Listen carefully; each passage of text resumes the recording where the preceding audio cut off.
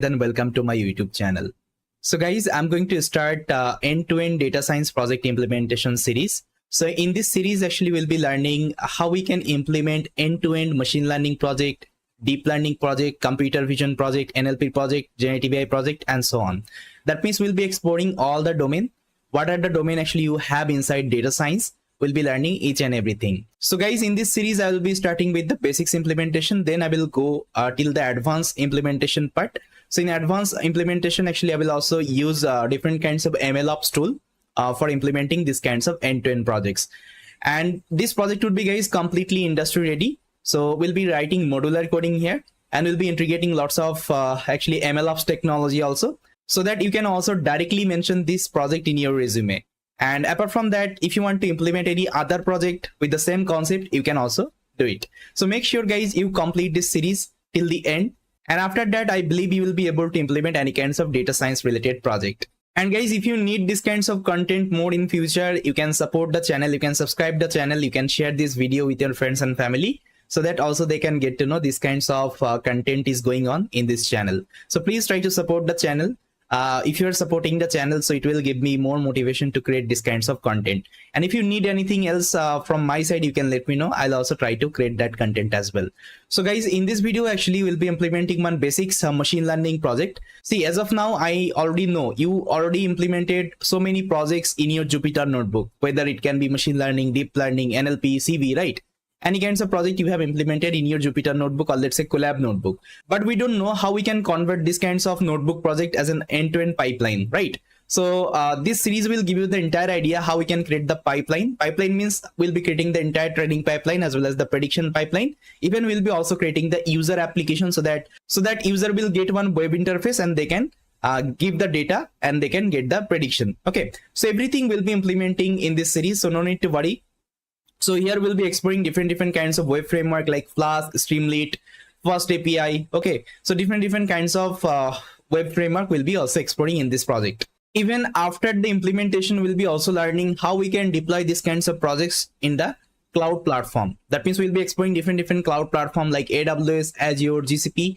So all kinds of cloud platform will be learning. And we'll be also learning how we can deploy this kinds of project as in CI/CD. Okay, that means if you want to deploy this project CI/CD, continuous integration and continuous delivery or deployment, how it can be also performed. So everything we'll be exploring in this particular series. So guys, as I already told you, here we'll be implementing one machine learning project. That means end-to-end machine learning project.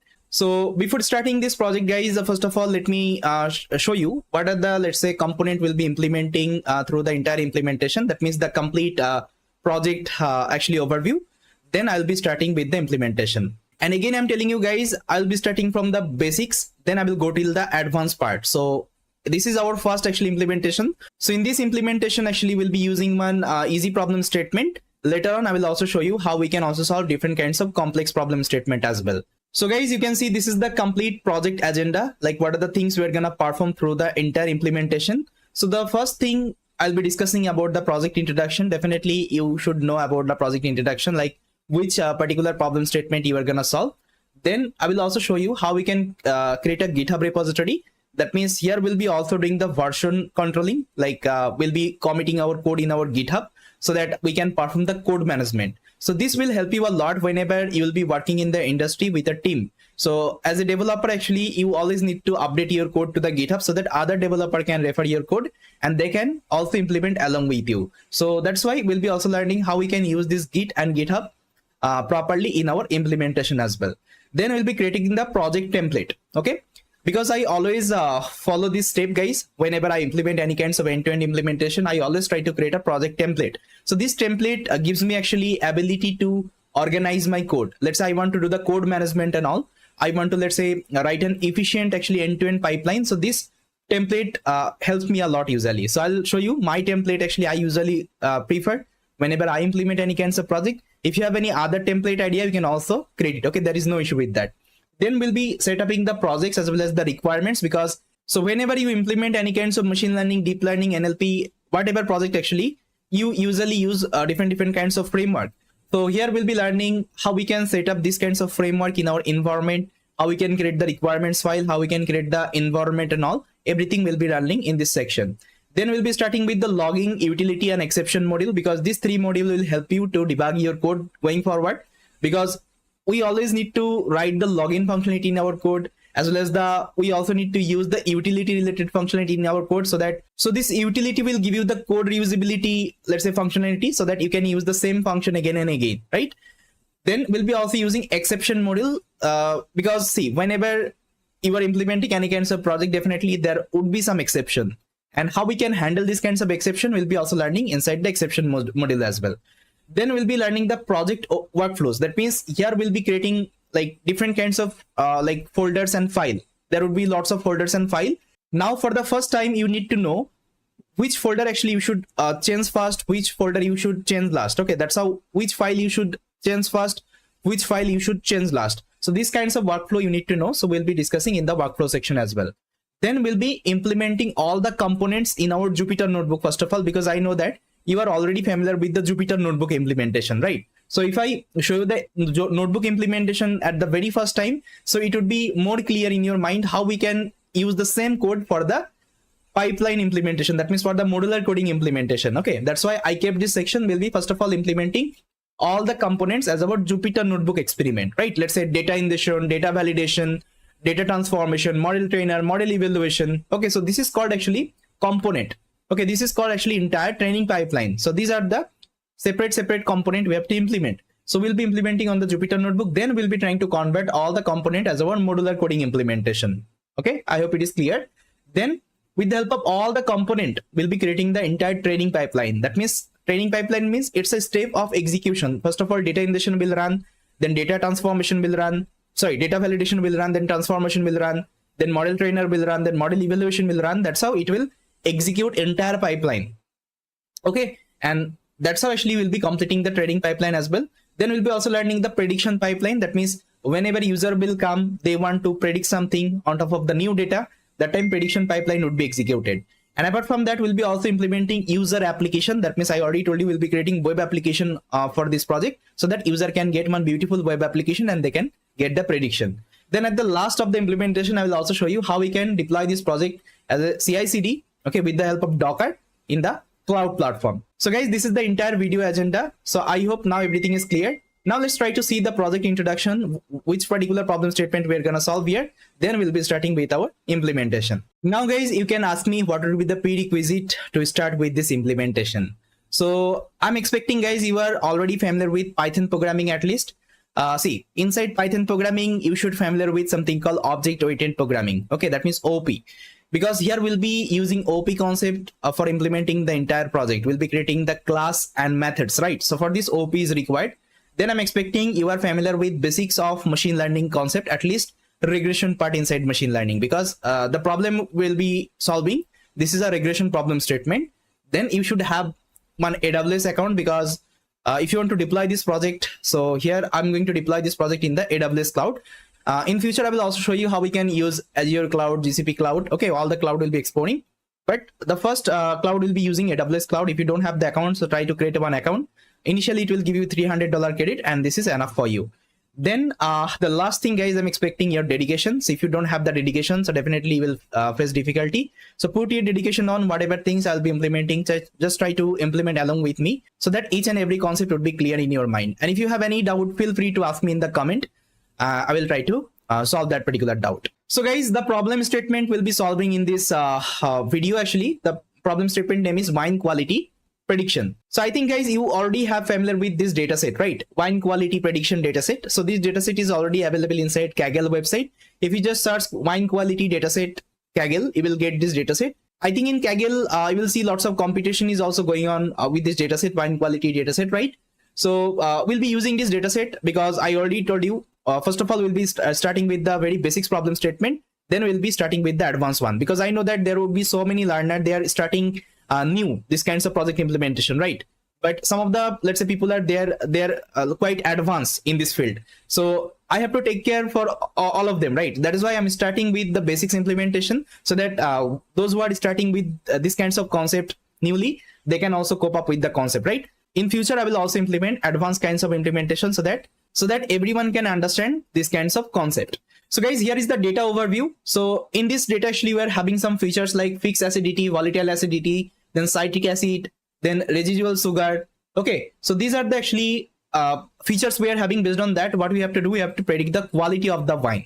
So this is the simple problem statement, and this is a regression problem statement, because you can see the quality is a continuous number, and whenever we are predicting any continuous number, it's a regression problem statement. But whenever you are predicting any category, that means it's a classification problem statement, right? So here we'll be using one regression machine learning model. Okay, so with the help of this regression model, we'll try to implement the entire project. So guys, the first thing what I'm going to do, I'm going to create a GitHub repository for this project. So let's open up our GitHub and try to create one GitHub repository. So guys, if you're not familiar with Python, and if you want to learn the Python, if you want to learn about modular coding and all, so I think you already know, in my YouTube channel, I already created one playlist, the complete Python programming course. So here I have covered each and everything you need to know to master the Python. So here I have already covered the modular coding concept. So if you're not sure about the modular coding, so please try to check this playlist. And if you're also interested in generative AI, if you want to learn generative AI, I also created generative AI playlist as well. Apart from that, guys, you can also subscribe my another channel. So this is my another channel. So here also I created lots of content related computer vision, NLP, end-to-end implementation, okay, generative AI. So both channel actually you can subscribe, so that if I'm uploading anything, you can get the notification. So now if I want to get the GitHub, so just try to open up the GitHub, guys. So make sure you have the GitHub account. So if you don't have the GitHub account, so please try to sign up with the GitHub, then just try to create one GitHub account. Then the first thing, just try to click on the repository. So this is my GitHub, guys. You can also follow me here. So if I'm creating any repository, we will also get the notification. Now here, the first thing what you have to do, just click on the new, and here you can give the repository name. So let's say I'll give end-to-end. Okay. End-to-end, let's say wine quality. End-to-end wine quality. You can give any name. It's up to you. Let's keep it as public because I want to also share with you. You can also keep it as private. Then add the README file. Then add the git ignore. Let's say I'll take the Python. Then you can also take the license. Let's say I'll take MIT license. You can take any license. It's up to you. Okay. Now simply just create the repository. After creating repository, you also need to clone this repository. For this, just click on the code and copy this link address, HTTP link address, and make sure you have the Git client. For this, you can search Git SCM. So go to the website, and this is the Git client. Just try to download. So it will give you one Git bash. Okay. Now once you install, you will get this kinds of Git bash. Okay. So Git bash client, you can also integrate with your terminal. Okay. Terminal also you can also integrate. I already integrated with my terminal. So from my terminal itself, I can access my Git bash. So now let's open up my local folder, and there let's try to clone this repository. So here you just need to write one command called git clone. So with the help of git clone, we'll be cloning this repository. Now paste the link, just right click. So it will paste the link here. Now just try to press enter. See, it is cloning the repository here. After that, I will go inside the folder. For this, you can execute this command called cd. That means change directory. I want to go inside this folder, end-to-end wine quality prediction. Now, if I hit enter, you'll see that I'm inside this folder right now. Okay. Inside that, I'm going to open up my Visual Code Studio. So let's open up my Visual Code Studio. Now, the first thing, guys, we just need to create our project template, right? Project template means the project folder structure. Now you can create this project folder structure in two ways. Either you can create manually. So you can see inside VS Code, we're having some button already. Let's say with the help of this button, I can create any kinds of file. Let's say test.py, right? And this button, we can create any kinds of folder. Let's say I'll create folder. Okay. So that's actually you can create folders and file inside Visual Code Studio. Now let's say inside this folder, I want to create another file. What I will do, I'll just write, let's say t.txt or anything you can give. It's up to you. Then let's say inside this folder, I want to create another folder. Let's say test folder. Okay. So that's actually you can create multiple folder, multiple files. Okay. Inside that it is possible. But whenever actually I'm talking about end-to-end project. So let me show you some end-to-end project, actually real world end-to-end project. So if you go to Google and search for any kinds of end-to-end project, real world end-to-end projects, let me tell you about, let's say scikit-learn. Okay, scikit-learn GitHub. So if I show you the scikit-learn GitHub implementation, see, this is the scikit-learn GitHub, guys. Okay, scikit-learn GitHub. I think you already know scikit-learn is a Python library for the data mining and machine learning algorithm. That means whatever machine learning related task you want to perform, you have to use scikit-learn for this. And this is a scikit-learn implementation. Okay, the entire end-to-end implementation. Now you can see it is having so many folders and file. So this is the root folder called scikit-learn. Inside that, it is having all the component you can see. Okay, let's say I will open this component ensemble. Inside ensemble, you are having all kinds of ensemble related functionality. Okay, now let's say if I open up anything, see, this is the code implementation. Okay, And even they are also using something called modular coding, that means OOP concept, okay, in their implementation. Now you can see it is having so many folders and files, So this is called actually project folder structure. So scikit-learn is following this particular folder structure for implementing their implementation, right? So here we'll be implementing our project folder structure as well, so that we can also organize our code, right? So guys, what I have done, I already researched with these kinds of implementation. Like I saw different, let's say, real world project implementation. Then I created one of my actually project folder structure I usually use, okay, in my implementation. If you have any other idea, you can also create it. No need to worry. So I'll show you my project folder structure, how I usually create. So let me first of all delete. These are the folders. Now see, if I want to create those folders and file manually, so it will take lots of time, yes or no, because I have to manually create, and there is a possibility you may actually do the mistake, right? So instead of creating manually, what we'll do, we'll just try to create programmatically. That means here we'll be creating one file called template. Okay, template.py. Inside template.py, I'll be writing one Python script, and this Python script will automatically create my project folder structure. So it's just a one-time effort. After implementing this template.py, you can use this template.py for implementing any kinds of project. Only you just need to change the project name and just need to execute. It will automatically create your project folder structure. Okay. So here, first of all, you need to import some library. So let's import operating system. Then I will also import pathlib. I'll tell you why pathlib is required. I need to import pathlib from pathlib import path. Okay, I need this path class exactly. Then I also need something called login, because I also want to perform the login operation, right? And what is login, what is exception, I already clarified inside my Python playlist, guys. So there you just check it out, because here I'm expecting you are already familiar with these are the concept. Okay, I'm not going to explain the fundamentals concept here, because this is a end-to-end implementation you are doing, so that I'm expecting you are already familiar with this kinds of concept, right? Okay. Now, how to create a logging string, I think you already know. So this is the logging string, guys. Let's say if I want to log some information, I need a logging string, right? So for this, I need to use this kinds of logging string. Okay, this is my login configuration. Go to the login documentation, you will see that people are using this kinds of login configuration. So it will save your ASCII time, that means the current timestamp, as well as the log message you want to also show, right? So this is what actually it will be doing. Now the next thing, I will mention my project name. What is your project name? So as of now, I have given it's a ML project. You can also give wine quality project. It's up to you. But here, I'll give you this code as a template, so that you can use this template for implementing any kinds of project. Okay, that's why I've given ML project. You can also change with your project name. Like I also showed you, scikit-learn implementation. You can see they are giving scikit-learn. Okay, inside scikit-learn, they're having all the functionality. Got it? So that's how actually you can select your project name. Then after that, I need to mention list of the folders and file I want to create here. See, I have created one Python list. So this is the Python list. Inside that, with the help of f string, I have mentioned the folder name as well as the file name. Now you can see I'm creating one src folder. Inside that, I'm creating this ML project. That means my project name. And inside that, I'm creating one constructor file.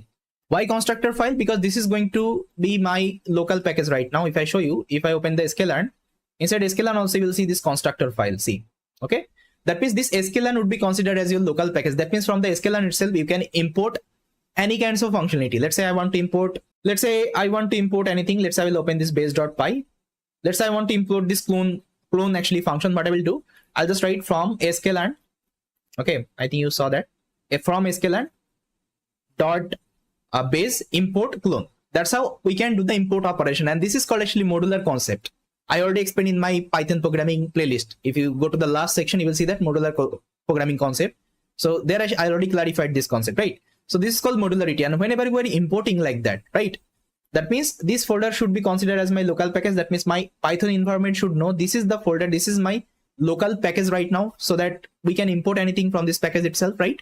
So this is why actually we use this particular constructor file. Okay, constructor file. Because this constructor file will help me to identify this folder as my local package. And inside this folder, I'm having some of the component implementation. Okay, so that is why we are implementing this. So that's why we are creating this file constructor at the very first. Then we are creating the component folder. Inside component also we are creating the constructor, then utils, then common, config. I'll tell you each and everything why utils, config, pipeline, entity. Okay, everything is required. I'll tell you each and everything. As of now, just try to consider these are the folders and file I have to create. Okay, for my project folder structure. And apart from that, guys, I'm creating some more files. You can see like params, schema, main.py, app.py, requirement.txt, setup.py, research, okay, template, index.html, because here we'll be using Flask to create the web application. For this, I will be using this Flask framework, and Flask framework needs this template. That means HTML code to create the front-end application, right? So these are the folders and file as of now I need. So this is my folder, and inside that I'm having the file. This is my folder, inside that I'm having the file.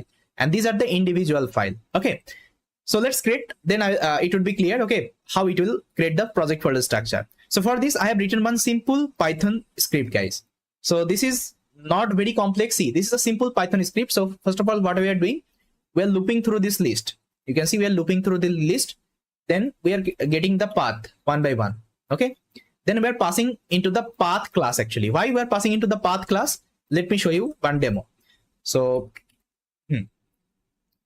see, here we are using Windows machine. Yes or no? We are using Windows machine, and Windows by default use backward slash. If I show you, if I click here, it uses something called backward slash. But let's say you want to execute this project in the Linux operating system, or let's say Mac OS. That time definitely we have to use forward slash, because those operating system use the forward slash, right? So that is why here I have mentioned the forward slash. But here we are running this project in our like Windows machine. So sometimes Windows machine will give me the error. This path is not identified. Okay. So to prevent this kinds of issue, I am giving this path into the path class. This path class will automatically handle this situation. That means it will automatically detect my operating system. Based on that, it will convert that part. Let me show you one example. So first of all, let me import. So from, first of all, I have to activate my Python. So this is my Python, guys. Now let's import the path. So from pathlib, okay, import path. Let's say I will create one path here. So path is equal to, let's say, test/test.py. Let's as of now just try to consider this is your path. Okay, this is your file path. Now I'll pass this path inside my path function. Now see what will happen. It will automatically detect it's a Windows machine. See, it's a Windows path. Got it? And if you pass it to the Linux, it will automatically detect the Linux machine, Mac OS machine, everything. Okay, so that's how we don't need to manually take care. These are the things. It will be taken care by my this function itself. Okay, this library itself. So that's how inside Python we are having so many library we can use for writing robust application, for implementing robust application. Okay, so as a programmer, guys, you always need to create your application robust so that it won't be failing in the production. Your code won't be breaking in the production. Okay, I hope it is clear now. Now after getting the full file path, what I'm doing, I'm just extracting the folder as well as the file. That means I'm extracting the folder name as well as the file. How? With the help of this os.path.split. Let me show you another demo how it will give you the folders and file separately. So I'll open up my terminal again. So let's import operating system OS. Then if I pass this path to my this function, let's say os.path.split. Okay, inside that I'm going to pass this path. Now see, it will give you two actually things. One is the folder and this is the file in a tuple format. You'll see that this is the folder and this is the file, and we are unpacking it. I think you know how to perform the tuple unpacking. And after unpacking, folder would be stored in the file directory and file would be stored in the file name. Okay, after that we are creating the folder, okay, with the help of os.make directories. And after that, and after creating the folder, we are also creating the file. Okay, we are opening the file, and this is the empty file. Okay, I want to create, I don't want to create anything. That's why I'm passing the pass operation. And before that, I'm checking two conditions. If this file is not exist and this file size is 0, that means if it is an empty file, then I will try to create it. Otherwise, I won't be creating. Let's say in this file, I'm having some code implementation, so I won't be replacing that file, right? So this file should be skipped. So that is why this condition is required. Then after that, I'm doing the login operation. You can see with the help of logging.info. Okay, so it will show you the log in the terminal. Then if this file is already exist, it will give you one exist message. Okay, that's it. So this is the simple implementation I have done in the template.py. Now let me execute and let me show you the magic, how it will create the project folder structure. So I'll open up my terminal. I'll exit my Python. Let me clear.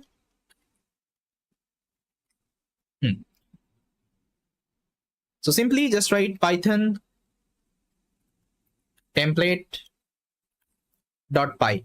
Now see if I execute this line, okay, just see the magic. Left hand side, I don't have any folders and file.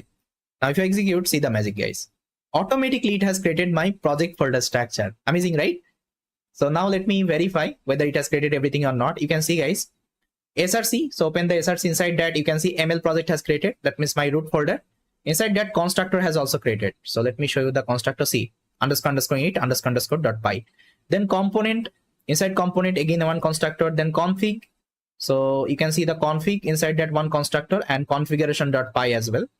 And constant inside that I'm having one constructor. Okay. Then we have created entity. You can see the entity. Then pipeline. You can see the pipeline. Then utils. You can see the utils as well. Okay. Everything is created guys automatically. Okay. I don't need to create manually right now. Okay. Manually will take time. With a few seconds, I created my entire project folder structure. Apart from that config, inside that I'm having the YAML file, the research, I'm having the notebook file, and all the separate file has been also created. You can see template also created. Inside that I'm having the index.html as well. I will discuss each and every file, why it is required. Let's say why config YAML is required, why params YAML is required. I'll discuss each and everything. No need to worry. As of now, just consider this is my project folder structure. That's it. Okay. I hope it is clear. Now let's see in future you need to create some other files and folder. Then what you need to do, you just need to add inside this list. Let's say I want to create another file called test.py. So make sure it should be a string test.py I want to create. So what I will do, I'll just open up my terminal and I will execute this command again, python template.py. Now see, it will create this test.py automatically, right? That's how you can create thousands of files and folder in just one shot. Now let me delete it. It is not required. Now let's commit the changes in my GitHub. So you can commit from your Git bash as well. You can also commit from your VS Code. So let me show you the Git bash, how it can be done. So just write git add space dot, then git commit. Okay, -m. This is the commit message. So folder structure, add it, then git push origin main. This is the main branch. Okay. Now if I hit enter, see this is updated in my GitHub. Let me show you. So if I open up my GitHub and if I refresh, guys, you can see my project folder structure has been updated. Okay.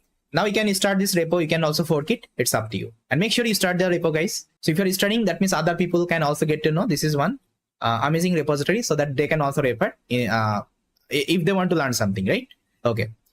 Now we have successfully created our project folder structure.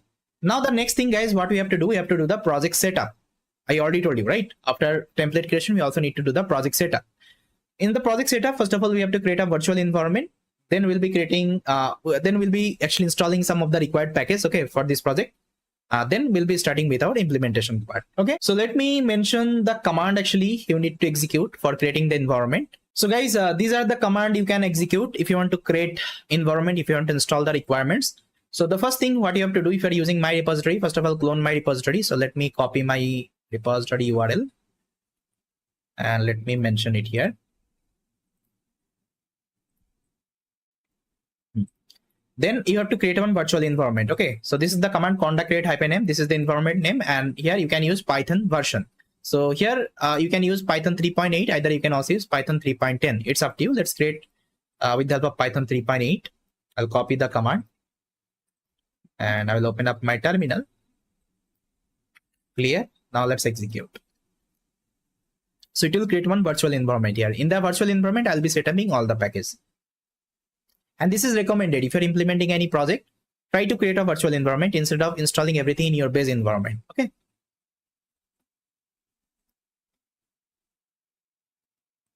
So guys, you can see my environment is created. Now I have to activate with the help of this command. So I already written the command, just try to copy and let me execute it here. So it will activate my environment. Sorry, I think I haven't copied. Copy. Now guys, you can see successfully it has activated my ML project, okay, environment. Now inside that I have to install all the requirements. So let me open the requirement.txt. Inside that, let me mention all the requirement package you need. So guys, these are the requirement I need for implementing this project, like pandas, notebook, numpy, scikit-learn, matplotlib, okay, python box, tqdm, pyml, ensure, joblib, okay, then Flask. Flask is for the web development, right? Web application development. And I will also tell you what is ensure and Python box. So these I think two packages are new to you. I'll explain, okay, what is it. And apart from that, I think you are already familiar with these are the packages, okay, why we use it with them and all, right? So first of all, let me install all of the requirements, then I'll tell you why we are using these are the package whenever we'll do the implementation. Apart from that, I also need to install this src as my local package, because if I show you my environment right now, if I just write pip list, you'll see that src is not mentioned. See, src is not mentioned inside my environment. Okay, that means if I want to import something inside the src folder, from the src folder, definitely I have to first of all install this src. Okay, src as my local package, right? So for this, I have to set up the setup.py. Inside setup.py, you have to write this simple code, guys. Let me show you. So this is the simple code, and this will help you to set up this folder as your local package. So here we are using setup tool. You can also mention the project version, then repo name, username, okay, author email you can mention, and this is the setup tool.setup. It will automatically set up this folder as your local package. That means it will look for this constructor file. Wherever this constructor file is present, this would be considered as my local package path. Okay, local package directory. So again, you can use the same code in your other implementation as well. There is nothing changed, only you just change the repo name or username or email address if you're using any other email address. Okay, this is the idea. Now let me save. Now what I will do, guys, I will add one command inside requirement file. I'll add -e space dot. So this -e space dot command will automatically look for the setup.py and it will install the setup.py. Okay, now let me open up my terminal and I will copy the command pip install -r requirement.txt. So it will install all the requirement here. Let me show you. See, one by one, all the requirement would be installed. So this process will take some time, guys. Once the installation is complete, I'll come back. So guys, as you can see, my installation is completed. There is no error. That means congratulations, you have installed successfully. Now, next thing, guys, what I will do, we'll just try to create our three main component, like the logger, then this utility, and as well as the exception. Okay. So we'll be learning how we can write the logger, our custom logger. And see, exception I'm not going to write separately here because I'm going to use one library. I think, remember, this is the library called Python box. So inside Python box, we already have exception functionality. So you'll be using this exception functionality. You can also separately create the exception, custom exception. It's also fine. But I will tell you how we can use any other Python package as well to create the Python, let's say, exception. Okay, it is also possible. So let's create the logger first of all. Then after creating the login, we'll be creating the utility. Okay, inside utility, we'll be also writing the exception related code as well. So guys, to write our login functionality, so I'll open up this src folder. Inside that, I'm having one folder called ML project. Just try to open it up. See, either you can like separately create one logger folder. Inside that, you can write that login. Either what you can do, you can use this constructor file to write the login. Okay, so whenever I'm using this constructor file, so it would be easy for me to import that log. So I don't need to write actually too many import operation there. Let's say from src .ml project .logger import logger. Not like that. I can directly import like that. Let's say from ML project import logger. Okay, so these kinds of thing actually we can do. So for this, we'll be using this constructor file. Inside that, we'll be writing our log. So let's open up this constructor file. And I already prepared one custom log. Guys, let me tell you how you can write your custom log. So guys, as you can see, this is my custom log, and this log, how we can create, I already discussed in my Python implementation.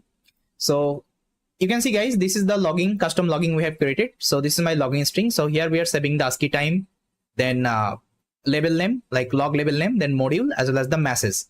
Then it will create a folder called log. Inside that, it will create a file called running log. Inside that, it will save all the logging information. So you can see this is my login configuration. Inside that, I'm doing the file handler as well as the stream handler. So what is file handler? File handler means it will save everything in the file, and stream handler, it will also show you in the terminal as well. Okay, then this is my final logger object. Now let me show you how it will work. So let's import this login somewhere. So I'll import, let's say, in the main.py. So I'll just try to import like that. Let's say from ML project, because ML project has been installed as my local package right now. Let me show you. So if I show you the pip list, because I think you already know we installed setup.py, right? Now you can see this ML project. Now you can see, guys, this folder installed as my local package right now. You can see it is coming from local. That means whatever things I have inside ML project, I can import easily. There would be no error, right? So that's why we can import ML project like that. So from ML project, I want to import logger. because it is inside the constructor file. Okay, that's why we can directly import this logger. Okay, logger object. Now simply, if you want to log something, just write logger.info. Inside there, just try to mention your log. Let's say I will mention welcome to ML project. Okay, let me save. Now if I execute, see what will happen. It will create a log folder here. So Python main.py. Left hand side, you can see it has created one logs folder. Inside that, it has created one file called running log. Inside that, it has created one file called running_log.log. Now let me open it up. You can see, first of all, it will save the current timestamp and date. So when I executed this program, so this is the date and this is the time. This is the info level log. This is the file. That means from this file, actually, it is executing, and this is the log message. That means whatever, let's say, setup configuration you have given, ASCII time, label name, module name, message, everything will save here. I hope it is clear. Now, if I execute for the next time, let's say I'll give another message here. Welcome to channel. So see, it will also save another line. Okay, at the very first. Got it. Now I think you got it. How to write the custom log. Fine. Now also let's write the exception as well as the utility. As I already told you, exception I'm not going to write separately. We'll be using box exception. Okay. So for this, we'll be writing this exception in the utility itself, right? So let's open up my utility. Inside that, you are having one file called common.py. Let's me open it up. And now you can ask me, what is utility? Utility means, see, the same function you will be using again and again in your implementation. Let's say I want to read this YAML file. So I need to read this YAML file in each and every, let's say, component, data ingestion, data validation, model trainer, right? See, every time I don't need to write the same function again and again for reading this YAML file. So what I will do, I'll create only one function for the read YAML. I'll keep inside the utils, and whenever I need it, I will import from there. Okay, this is called actually code reusability. And these are the utility related function. Okay, these are the utility related function. This utility related function helps you to implement the projects without repeating that function again and again. Okay, I hope it is clear. Now I already prepared some of the utils function you need for this implementation. Let me show you. So guys, these are the utility related function you need. See, very simple. So let me select my environment. So click here. So this is my environment ML project. Okay. So now this error would be disappeared. Now guys, you can see I'm importing some necessary library. And here you can see I'm importing this exception from the box itself. That means the library we installed now, box, Python box. So here we are importing this box value error instead of writing our custom exception. Okay. Then YAML, then logger, then JSON, job lib, then ensure. I'll tell you why ensure is required. Then ConfigBox. Even I will also tell you what is ConfigBox. Then path. I think you already know what is path, because with the path we can solve the path issue if I want to run this project in a different operating system. Okay, then typing any. So these are the library I'm importing one by one, and see, these are the function I created. So read YAML. So this read YAML will take the YAML file path and it will return you the YAML content. Okay, then I've created another function called create directory. Let's say you want to create a directory here, you can use this function. So going forward will be, whenever we'll be creating the component, that means whenever we'll be doing the data ingestion, data validation, model trainer, so it will save the artifact, yes or no. It will ingest my data, it will save inside a folder, it will train the model, it will save inside a folder. For this I have to create some of the folders and directory, right? So we'll be using this create directory that time. Then if you want to save anything in a JSON format, you can use this function. If you want to load anything in a JSON format, you can load this function.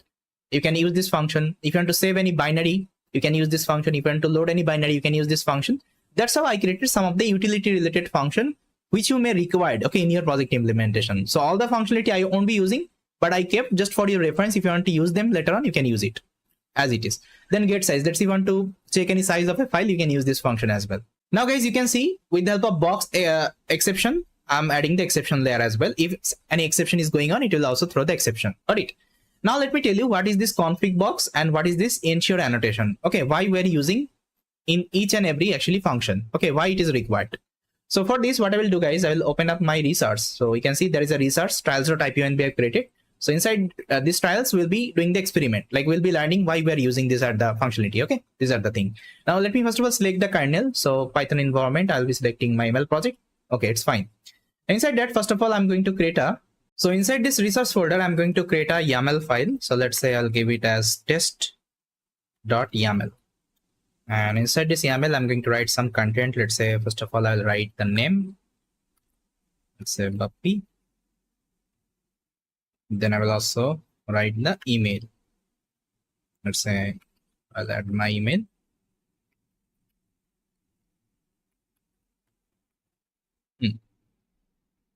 Okay, now this YAML file I'm going to read from this notebook itself. For this, you can use this code snippet. So there is a package called YAML inside Python. We already installed YAML, I think you remember. So with the help of YAML, you can load this YAML. So this is my location of the YAML file, test.yaml, you can see. And I'm opening this YAML file. Then I'm loading with the help of safe load function, okay, inside YAML. Now, if I show you the data, whatever content it is returning. See, if I execute, see, whatever content I have inside the YAML file, it is returning. And if you see the type, of this data, it's a nothing but it's a dictionary. Okay, it's a dictionary. That means by default, if you're using any YAML file, if you're reading something, any content from the YAML file, it will give you dictionary, output, dictionary data type output, right? So now if I want to, let's say, extract the name, so what I have to do, guys, I think you know how to play with the dictionary, how to let's say access any element inside a dictionary. For this, we have to use the key name. So what I will do, I'll just write data. I'll give this square bracket. Inside that, I'll pass the key name. Let's say name. Name is my key, and it will give me bubp. Similar ways, you can also extract the email. Okay, email. It will give you email. Okay. So every time I just need to define the square bracket. Inside that, I have to give the key name. But can I call like that? Let's say if I just write data dot name. Can I call like that? If I execute, will it work? See, it won't be working. It will give me error. That means this object has no attribute name. But this actually syntax is more convenient than this syntax. I don't need to write square bracket. I don't need to write double quotation. I can directly specify the key name and I can get the value, right? But it's not happening here. So for this, we'll be using something called ConfigBox. Okay. So ConfigBox will give you this kinds of functionality so that you can get this kinds of output. Let me show you how it can be done. So first of all, let's import this ConfigBox from the box. So box import ConfigBox. So inside ConfigBox, okay, you have to pass the data object, whatever data object actually you got after reading the YAML file. Okay, so it will give you, let's say it will give you the data D. Okay, now see if I execute, now if I show you the D, now you can see it's a ConfigBox type right now. Now I can easily call the name. Okay, d.name, so it will give me name. And if I call d.email, it will give me the email. Okay, that means if you want to call like that, you can do it with the help of ConfigBox. ConfigBox will give you this kinds of ability. And this is like more convenient than this one. Okay, so this is a new package. That's why I thought let's also show you how we can use them in our implementation. With otherwise, if you're not using it, it's completely fine. But every time you need to call like that. Okay, that's why I thought let me show you this one as well, so that whenever we are reading any kinds of YAML file, so that we can let's say return all the, let's say, content as a ConfigBox type output, so that we can extract like that. Okay, I hope it is clear now. Now let me show you the next one, which is nothing but ensure annotation. Why ensure annotation is required? For this, let me show you another example. So ensure annotation. So let's say here I'm having a function. The function name is getProduct. So it takes two numbers, x and y. Both are integer type, and it will give you x times y. Okay, this is the product function we have created. Now if you pass any value inside that, so it will give you the product yes or no. Let's say x is equal to 2, y is equal to 4, it will give you 8. But if I pass like that, let's say x is equal to 2, y is equal to string of 4, will it work that time? Because here you have mentioned integer, but here you are trying to pass string. Now see if I execute, still it will work. Okay, still it will work. It is giving me 44 because it is multiplying this integer with the string, and that means it is repeating this string that number of time. That means 2 times. You can see 4. Okay. So let's say you have written a very big project and you are getting this kinds of unexpected output. That time you will go mad. Like, what is happening in my code? It is not giving me error, but you are getting unexpected output because of that. Because here you have already said it should be integer, but still you are able to give the string type input. Okay, it's not actually fair, right? So to overcome this issue, actually we can use one package called ensure annotation. So inside ensure, we're having the ensure annotation functionality. So let me import it. Then whatever function you have written, only you just need to add that decorator. Okay, so ensure annotator decorator on top of the function. Okay, now see what will happen. Now if I try to give the integer, it will work, but whenever you will try to give the string, it will throw you error. So it is throwing error. Argument y type class string function object does not match annotation type class int. That means here it is expecting integer type, but you are given the string type. Okay, that's how we can fix this kinds of small error, and we can make our code more robust. I hope it is clear now. Now I think you got it, guys, why we're using ensure annotation on top of all the function here. All right, great. So this is my entire actually login exception as well as the utility implementation. So guys, we are done with the login, utility, and exception. Now the next thing I'm going to show you the project workflows. Like here you can see we are having like so many files and folder. Now there would be a question in your mind, which folder I have to change first, which folder I need to change last. Okay, for this I always need to follow one workflow. Like here I'll be writing the workflow. That means step by step actually folder name, file name, so that you can refer that and you can update the code, right? So after showing you the workflow, what we'll do, we'll try to implement the entire project in our Jupyter notebook. That means this wine quality dataset will be getting and will be performing all the EDA, feature engineering, model training, okay, model evaluation, will be performing each and everything on our Jupyter notebook. Like whatever things you have learned so far, like Jupyter notebook implementation will be performing that. Then I will show you how we can convert the Jupyter notebook as our end-to-end pipeline. Okay, so that understanding would be more clear. I can also start directly coding the modular coding, but what will happen, you will get some difficulty to understand, right? Like how we are getting the pipeline, how this code is coming from here, right? So after implementing the Jupyter notebook implementation, it would be easy for you to get everything, because I'm going to copy the code in my from my Jupyter notebook in my modular coding. That is what actually we'll be doing, right? Okay, so let me first of all show you the project workflow. So guys, this is the project workflow. You can see, first of all, I have to update the config YAML file. Okay, the first thing you have to update the config YAML file, then you have to update the schema YAML file. You can see there is another file called schema.yaml. Then params.yaml. You can see params.yaml is also there. Then entity. You can see entity is there. I have to update this folder. Then configuration manager in src config. That means inside src config, configuration config, I'm having this configuration.py. I have to update this file. Then components. Then you can see component. Inside components will be having different components like data ingestion, validation, transformation. These are the component. Then pipeline. That means we have to update our pipeline. Then main.py. This is my endpoint, and then app.py. App.py should be my my web endpoint. Okay, web application endpoint. So if you execute app.py, it will launch on web application. Okay, so this is the entire project workflows. That means we'll be referring this workflow, then we'll be updating the code. Now it will be easy for you to update. Otherwise you will forget, right? But you have to update at the very first. Yes, so this is the workflow. Now let's try to implement the entire project as our notebook experiment. So for this, what I will do, guys, I'll create a notebook here inside research folder. I'll name it as experiment.ipynb. Okay, so inside that we'll be doing the experiment. So guys, if I want to perform the entire experiment, the first thing we need the data. Now you can ask me where I will get the data. So just go to the Kaggle website. So just search for red wine quality data set Kaggle.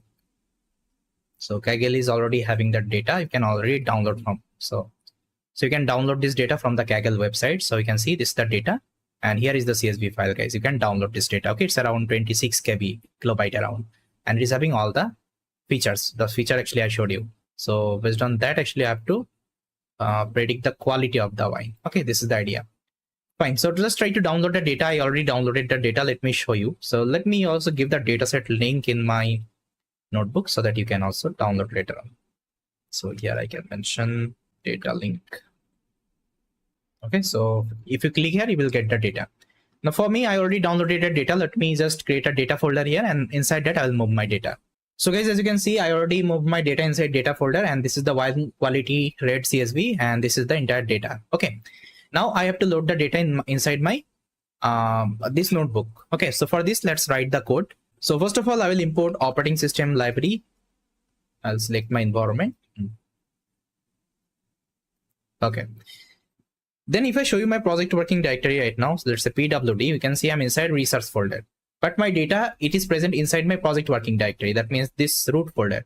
This is my root folder, guys. Always try to remember, whenever you are implementing any project, implement inside your root folder. Okay. So now currently I'm inside a research folder, but I have to come back inside this root folder. For this, what you can do, you can use this syntax. You can just write os.chdr. That means change directory where I want to go back one folder back. So for this, just keep .. Okay. Now if I see execute, now I'll be present inside my root folder. Okay, now see wine quality prediction folder. Got it. Now I can easily access my data. So first of all, let me import pandas, because with the help of pandas, we'll be loading the data. It's a CSV file, right? Now you can define the data path, data underscore path. So data is present inside data folder slash. So you can copy the name. You can mention it here, .csv. Okay, now let's load the data. So I'll just write wines is equal to pd dot read csv. I think you already know these kinds of basics of data analysis, how we can perform in. You have already learned in your machine learning, right? So here I'm not going to perform like so many EDA, so many feature engineering. I'll tell you whenever we'll be implementing advanced kinds of project, that time how it can be done. But here I'm showing you the implementation, how it can be done. One simple, let's say, problem statement, how we can implement in an end-to-end manner, how we can implement in an attractive manner, so that if anyone is seeing your, let's say, implementation, they will get impressed. Let's say if anyone seeing your work, they will get impressed for sure, because so far notebook experiment is there, notebook is there, right? It's not that much of attractive, but if you're trying to convert this notebook to the modular coding, okay, so definitely people will be impressed on your work, right? Because you have done the entire pipeline creation and all. And this concept you can use for implementing any kinds of project. This is my main intention here. I need to show you the end-to-end pipeline creation. For a problem statement, you can take anything. The things you have learned so far, you can use the same, like, let's say I'm in skill here. Whatever data analysis, whatever feature engineering you have learned, you can use the same concept, but only you just need to learn how we can convert them to the end-to-end representation, end-to-end pipeline. That is my intention here. Okay. Now inside that, let me pass my data path.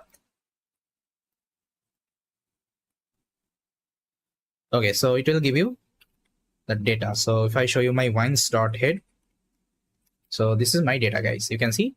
So this is the quality of the wine, and these are my features. Okay. So these are my independent features, and this is my dependent features. Okay, because it's a supervised learning. Now, if you want to check the information of your data, you can use the info function. It will give you the entire information, the data type, okay, whether you are having a null value or not, everything it will give you. Even it will tell you how much memory it has used. If you want to get the statistical, let's say, analysis, you can use describe function. It will give you the entire statistical actually representation, like what is the count, mean, standard deviation, mean, okay, 20% quantile, 50% quantile, 75% quantile, as well as the max value. Okay, this is the entire data representation. So I think you already know, I don't need to explain. These are the EDA part. These are the simple EDA part we have already learned in your machine learning. Okay, I'm expecting these kinds of prerequisite. Now, if you want to check any missing value, I can use this one. So is null sum. So there is no missing value inside my data. It's completely fine. Now, if you want to plot them, so you can use matplotlib to plot the data. So you can see I'm plotting the histogram here. So this is the entire histogram. So you can see the data distribution. So most of the column are normally distributed, but some of the column you can see these are squid column. Okay. You can also perform different transformation to bring them to the normal distribution, but it's a basic problem statement. We don't need to do it. Okay. We can simply train the data. See here, my main intention is not to show you how to create a good model. Instead, how to create the entire end-to-end pipeline. Okay. Good model you can create. You can apply so many EDA, so many feature engineering. You can create a good model. You can get a good accuracy. Okay. For this, you can refer Kaggle notebook, how people are doing the EDA part, how they are doing the feature engineering part. Based on that, you can gain the higher accuracy. And the same analysis, the same, let's say, code you will be writing for the feature engineering EDA, the same code you can write in your pipeline as well. Okay. Now, simply let's do the 10-test split of our data. So I'll import the 10-test split from the sklearn.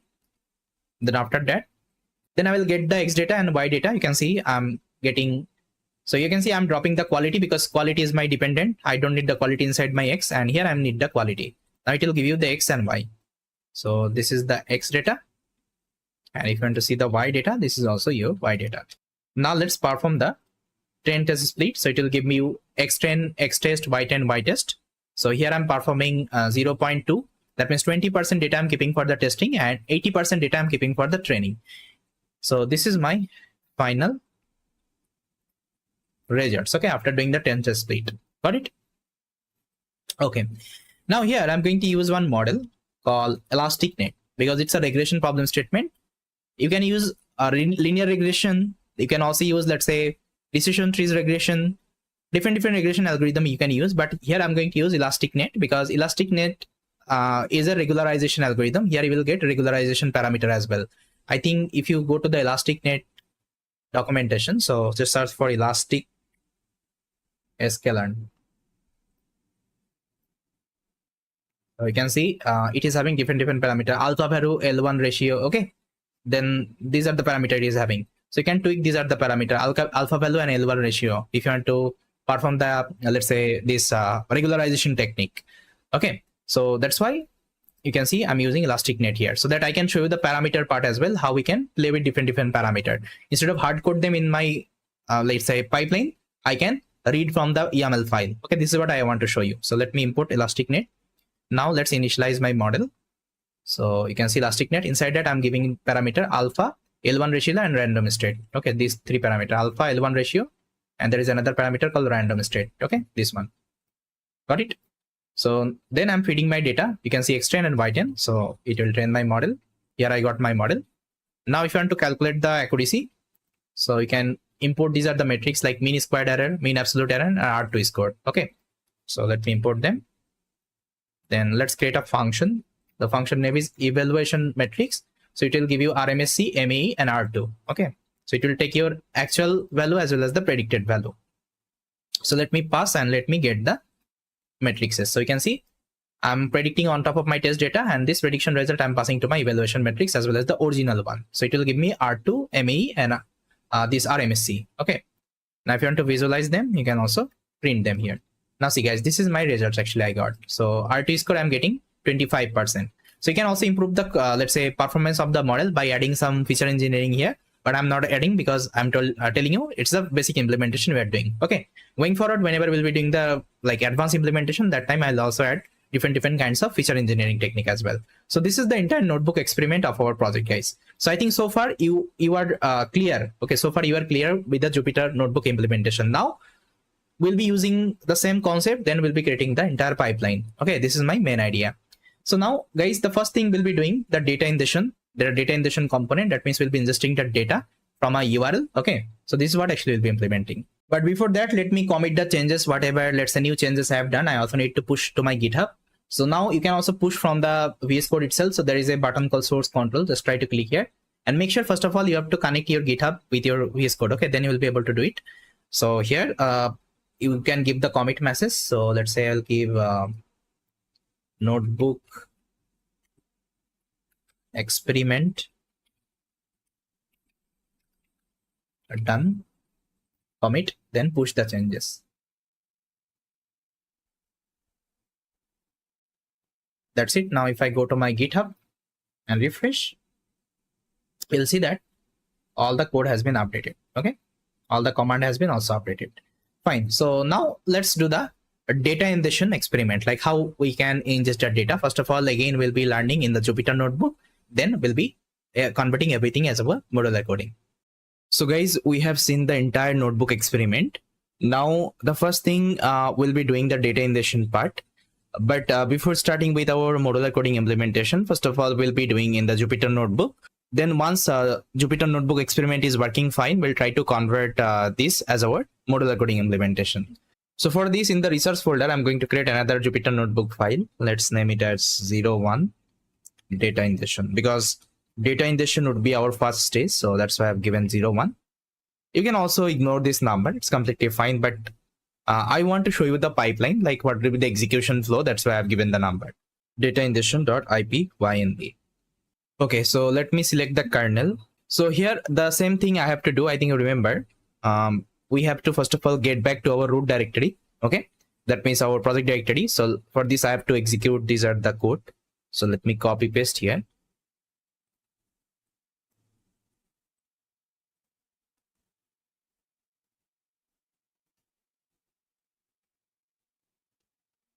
Now if I again show you my project working directory, you can see I'm inside my project working folder. Okay, now if you see the workflow, the first thing what we have to update, guys, we have to update the config.yaml. Okay, so I think remember we created one config.yaml file here.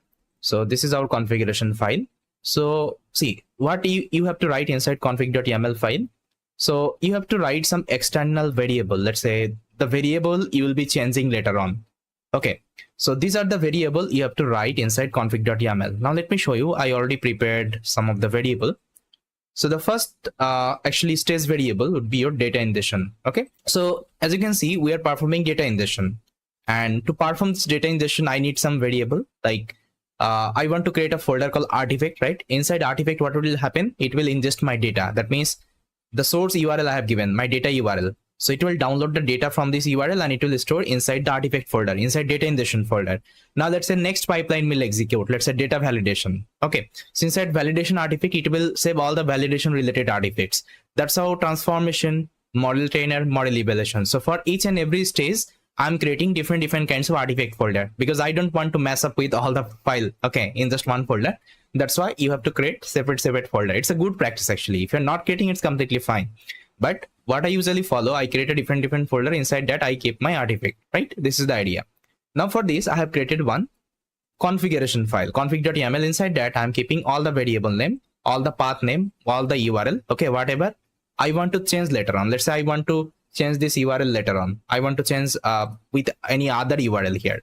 So what I will do, I'll open the config.yaml file and I will change the URL here. So what will happen? It will reflect in my all of the code. Let's say whatever code I have written, all the pipeline, it will automatically reflect inside all of my code. I don't need to manually open up all the file and there I need to change, right? So that's why don't hard code. Okay, don't hard code anything. The variable you are using, first of all, try to decide whether it's a static or it's a dynamic. Okay, so based on that, you have to decide whether you have to hard code this variable or you have to keep this variable inside a configuration file so that you can change it later on. I hope it is clear now. Now these are the folders and files changeable. Later on I can change. That's why I have kept inside config.yaml. Okay, because as a developer, let's say if any other developer is coming and they want to, let's operate this project, what they will do, they will open the config.yaml file and there they will change. That is the idea only, right?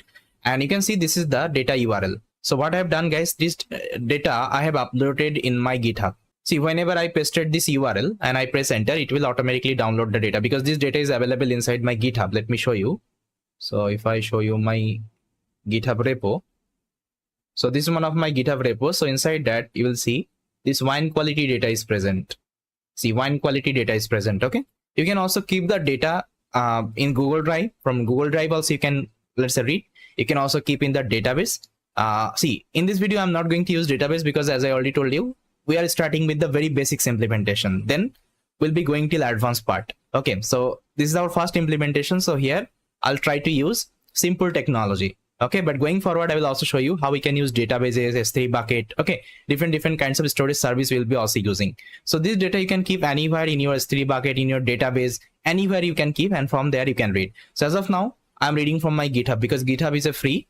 Okay, and you can even if you see the data size, it's also very less. So that's why you can store this data in the GitHub. And how to store the GitHub? Open up any repository and there you just need to drag and drop the data. So let me show you. Let's say this is my data. What you have to do, just drag and drop the data. Okay, if you drag and drop the data, it will automatically get uploaded. Let me show you. See, it is uploading. Now once it is uploaded, just try to click on the commit. It will automatically commit the data. Now I'll cancel it because I already have it. Now what you have to do, you have to get the link. Let's say this is my data. I'll click here. Now you will get one button called view raw. Just try to right click and copy the link address. Okay, and this is the data link, guys. This is the data link, and this link actually you have to mention inside source URL. Okay, now this is my data ingestion folder inside artifact, and after downloading the data, it will save inside data ingestion folder as a data.zip. And I also need to unzip the data and it will save inside my data ingestion. Okay, so this kinds of path you have to define inside the config.yaml. I hope it is clear now. Now the next thing, I have to update my schema.yaml. So as of now, schema is not required because see, as of now actually I'm not creating the data validation. Schema I need whenever I will perform the data validation, like what is my data type, how many columns I'm having. So these are the information I will keep inside the schema. That means entire schema of my data. Okay, I think you know what is schema, right? Then I'll change in params.yaml. Okay, params.yaml you also need to change. Inside params.yaml I will keeping all the model parameter. Okay, whatever model you are using, you can also keep the model parameter instead of hard coding those. Now see, as of now, don't leave this file empty. Otherwise, if you're executing the code, it will give you error. So as of now, just try to give some dummy value. I'll give, let's say, key value. Okay, like that. So it's a dummy value I'm giving. Also, I'll do it for my params.yaml as well. Okay. Now I think config.yaml updated. Now I have to update my entity. Now let's write the entity, because see, as of now we are doing the notebook experiment. That's why we are not going to change here. First of all, everything will be writing in our notebook. Then we'll try to copy paste in our modular coding, right? Now I have to create the entity. You can see I have to create my entity. Now what is entity? Entity is nothing but it's a return type of a function. Okay, now let me show you. I already created one entity. So this is the entity, guys. So it's a data class I have prepared. You can see it's a data class decorator. And what is frozen is equal to true, I'll tell you.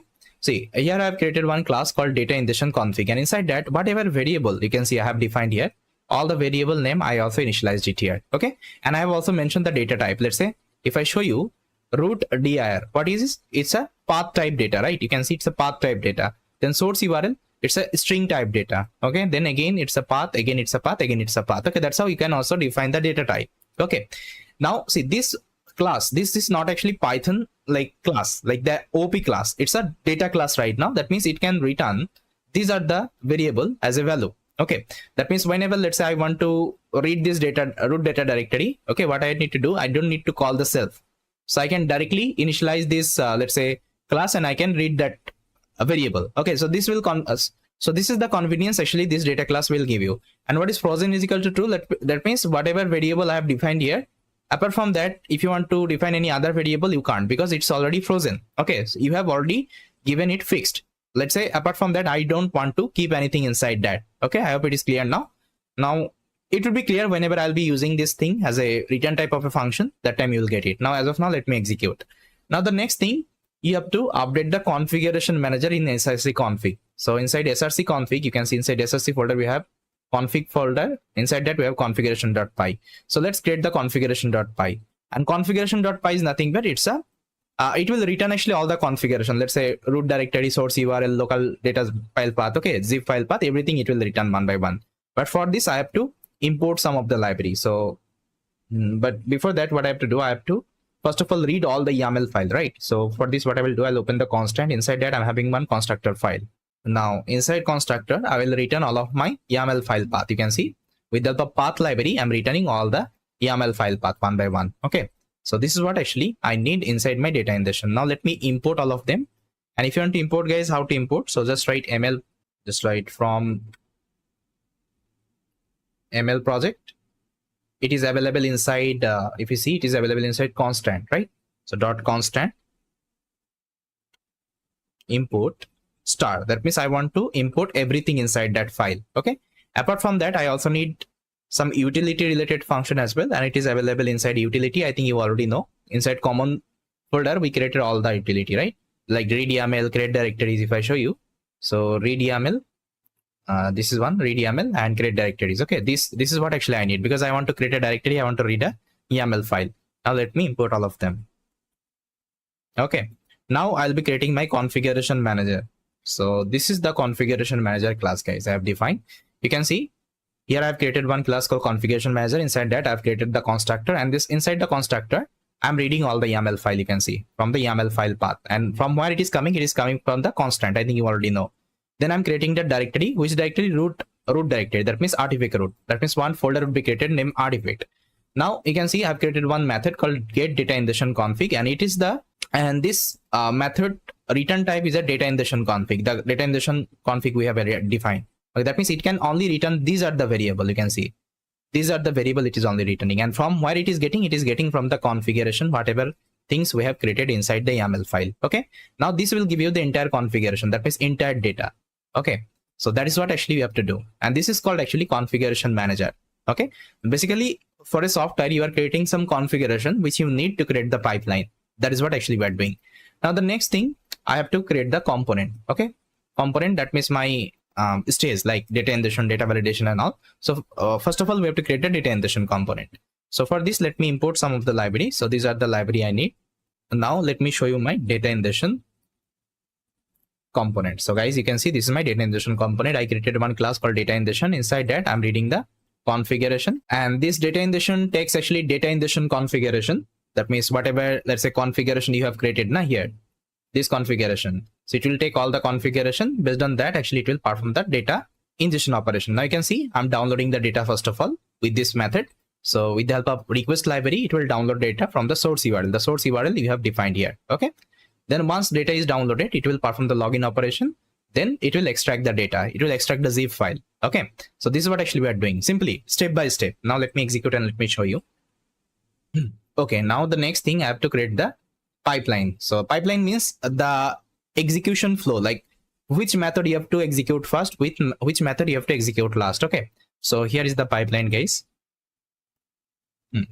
First of all, I'm initializing the configuration manager, because inside configuration manager I'm having data ingestion related configuration. Okay, so that is what I'm initializing, and then from this configuration manager I'm getting the data ingestion config. That means this configuration, and this configuration I'm passing to my component. Okay, data ingestion, you can see this is the data ingestion at index this component, right?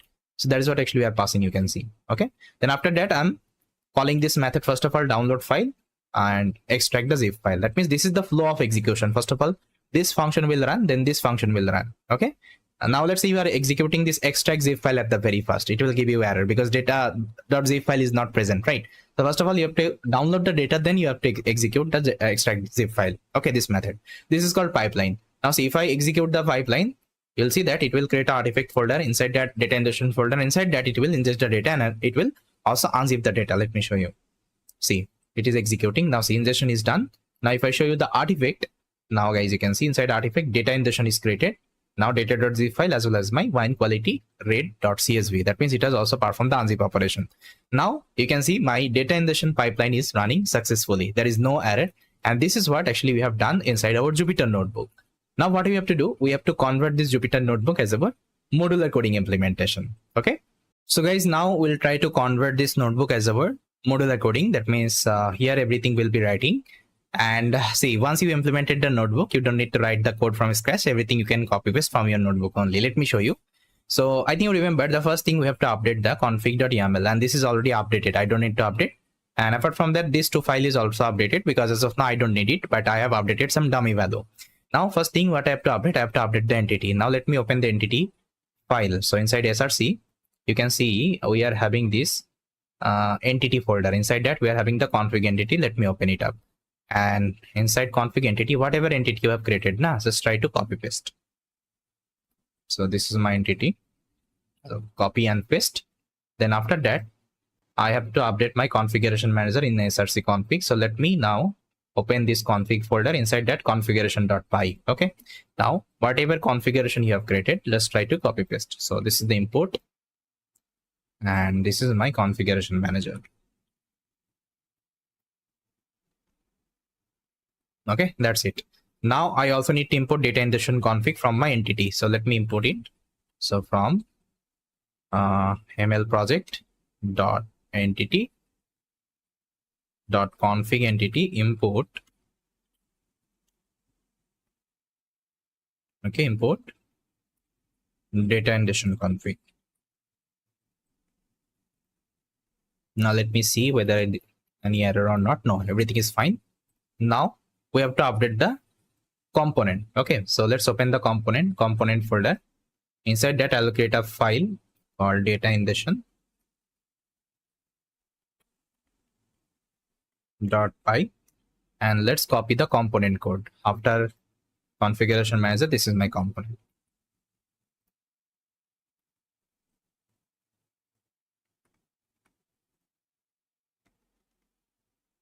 That's it. Again, I have to import the config data ingestion config from entity. So from ml project dot entity dot config entity import this data ingestion config. Now is there any error? Okay, I also need to import the path library. Okay, so let me import. So from pathlib import path, we should be capital.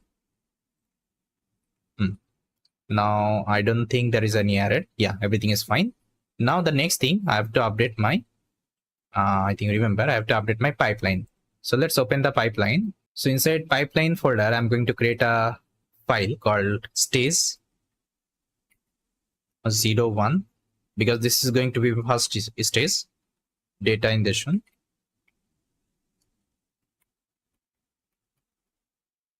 .py.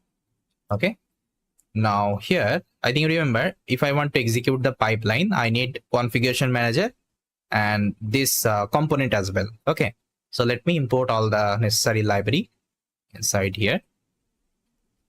So these are the necessary library I need: configuration manager as well as my component, data ingestion component, and I'm also importing the logger. Now I have to give the stage name first of all. So stage name should be data ingestion. Okay, then I'll create a class called data ingestion training pipeline, and constructor should be empty. And inside main function, what I've done, I've just copy pasted the entire pipeline. See, this is what actually I've just copy pasted inside that. That's it. Now if you execute the main file, that means your entire pipeline would be executed. Now this is going to be my first stage, okay, inside the pipeline. Now let me test whether everything is working fine or not. So let's call this main function inside my endpoint. So I'll consider main.py as my endpoint as of now. Later on I'll switch to the app.py. Okay, so first of all, let me import this pipeline, data ingestion training pipeline from stage 01 data ingestion from the pipeline itself. Okay, you can see, okay, I'm importing it, as well as I'm also importing the logger. Okay, now the next thing, I will execute this line of code. Okay, that means I'm initializing my training pipeline, and from the object itself I'm calling the main function. Okay, this main method, whatever main I have defined, this is what actually I'm calling, and I'm calling inside try except block. Okay, let's see if any exception is there, it will show me the exception as well. Now let me delete the artifact folder and let me show you the execution again, whether it's working or not. So I'll open up my terminal. Inside project folder, I will open up my terminal. I'll activate my environment. Now what I will do, I'll execute the main.py. So Python main.py. Okay, so it's not getting executed. Just a minute. Okay, I have to save the file, Ctrl S. Now let's execute. Now see, my pipeline is executing. Now if I show you in the artifact folder, see, it has ingested my data. Okay, so that's how, if you have implemented the notebook, very easily you can convert them to the modular coding. Okay, and this is what actually modular coding. We are managing the different files. Okay, now we'll be following the same approach to implement our remain actually, let's say stage, like let's say data validation, or let's say model trainer, or let's say data transformation. Whatever we are doing, we'll be following the same stage. Got it? So now I'll go a little bit fast because I think you got it, what we have to do exactly. Okay, the entire, let's say project workflow, like how should we update the folders and file. Okay, now I think you got it. Now the next thing we'll be doing the data validation. Okay, data validation, first of all we'll be doing the notebook experiment. Then similar wise, we'll also try to convert this notebook as our modular coding. So guys, now let's start with our data validation. So for this, I'm going to create another file inside research called 02 data validation .ip by nb. So let me select my kernel. Now similar wise, I will execute this line of code just to get back to my project working directory. Now see, everything would be common as of now, whatever we have done, only the logic would be different. Okay, that's it.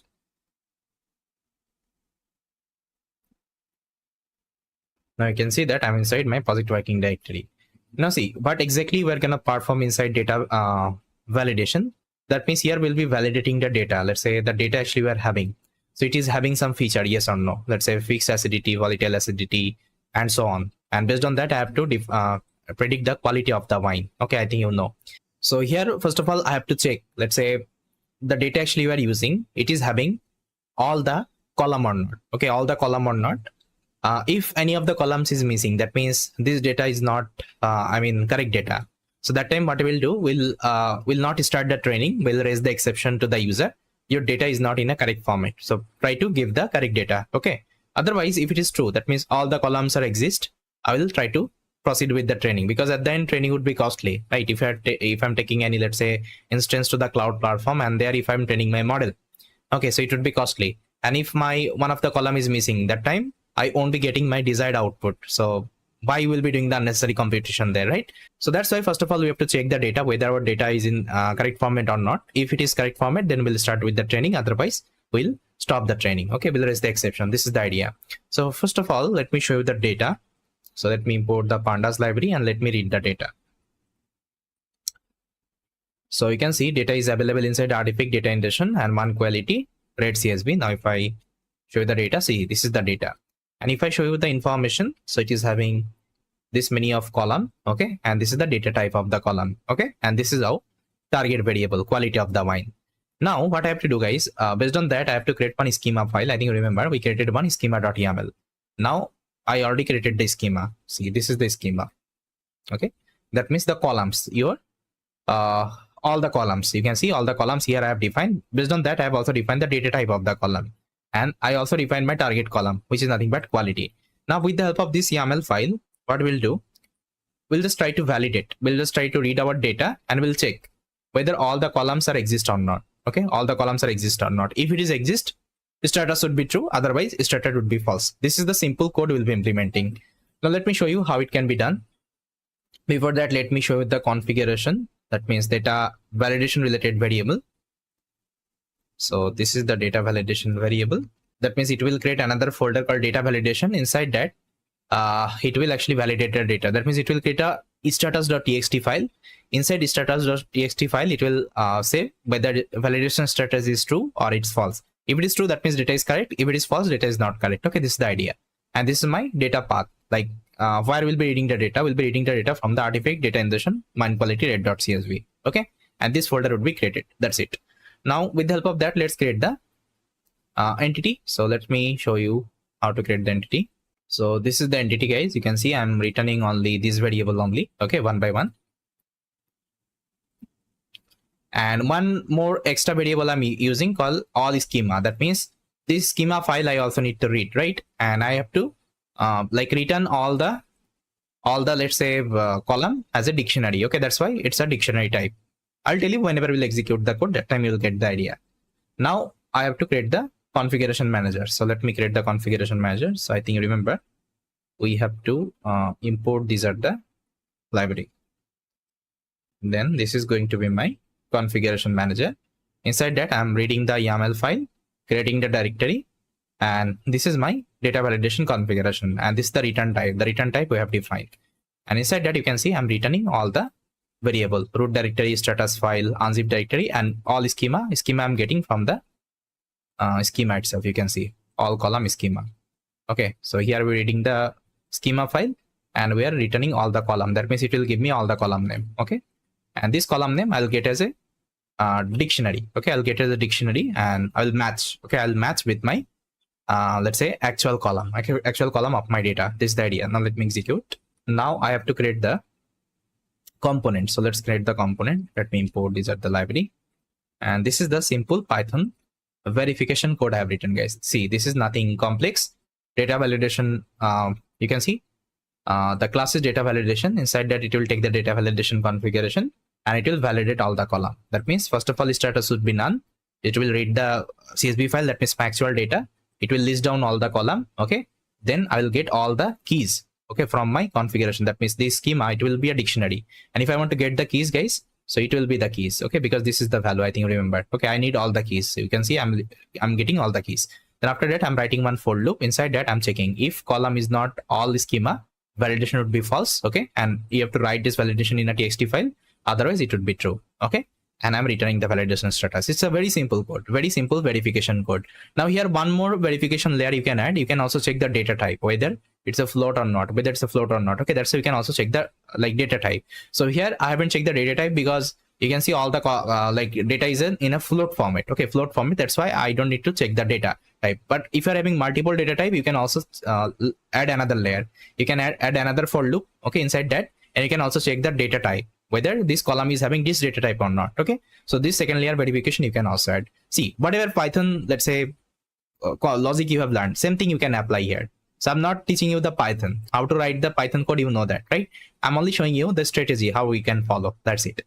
Now after that, let me execute, and last thing I have to create the pipeline as well. So let me create the pipeline and let me show you the execution. So this is going to be my pipeline. Configuration manager, getting the data validation config and passing it to my component, and I'm executing this particular function. That means it will validate the data. So if I execute in the artifact, it will create another folder called data validation. Inside that is status.txt. Now you can see status is true. Okay, that means all columns are exist. Now let's say by chance one of the columns is missing. Let's say this columns is missing. Okay, now if I execute the code again, so I have to execute from again here.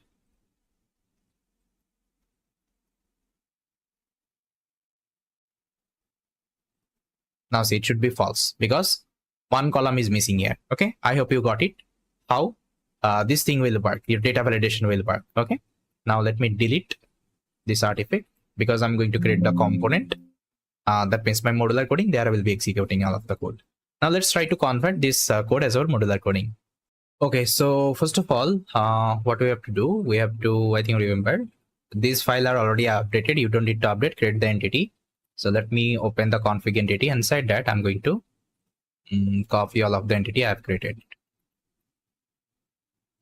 Just try to copy this class and try to mention after that. That's it. Now, configuration manager. So let's me open this configuration.py. And see, this class is already have, okay, this class we already have. So here I already need the method. So let me copy the method, get data validation config. Let's copy. And after data ingestion, I'll try to mention it here. That's it. Now I also need to import this data validation config from the entity. So from here I can import it. Okay, that's how with the help of bracket you can import multiple, let's say function, okay, multiple, let's say object from a file itself. Now there is no error. Now next thing I have to create the component. So let's create the component. I'll go to the component. Inside that I'm going to create a file called data underscore validation.py. Let me copy the component. This is my entire component. Now data validation config I have to import. So let's me import. It is available here. I can copy.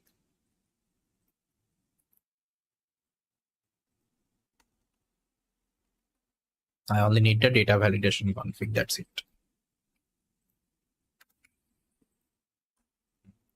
Anything else I need? No, I think everything. Okay, I need the pandas as well. So import pandas as PD. Everything is fine. Now let's create the pipeline. I think, let me show you.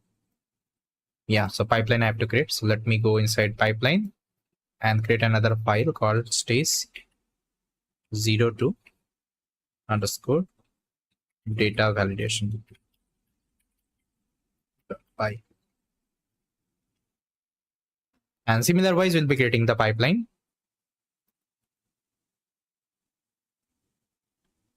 So this is my pipeline, guys. You can see I'm importing configuration manager, data validation, my component. This is the stage name data validation.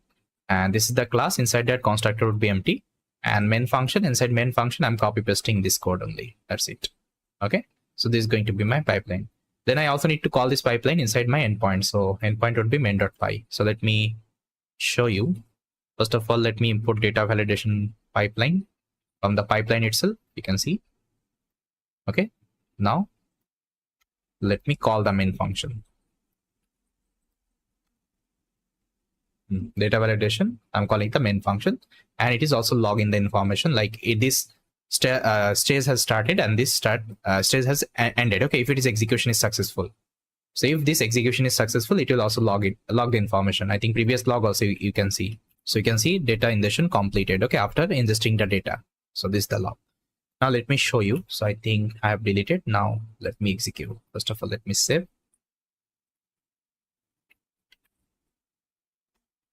Main.py. See, data ingestion is running. After that, data validation is started. Now let me show you artifact, data ingestion, all the data validation status should be true. Okay, that means everything is working fine. Now next stage will be doing the data transformation. Okay, inside data transformation, we'll be doing all kinds of feature engineering. That's a 10 test bit operation you can perform here. Okay, so now let's start with the data transformation part. So again, let me create one notebook file. 03 data transformation, and let me execute the same code here.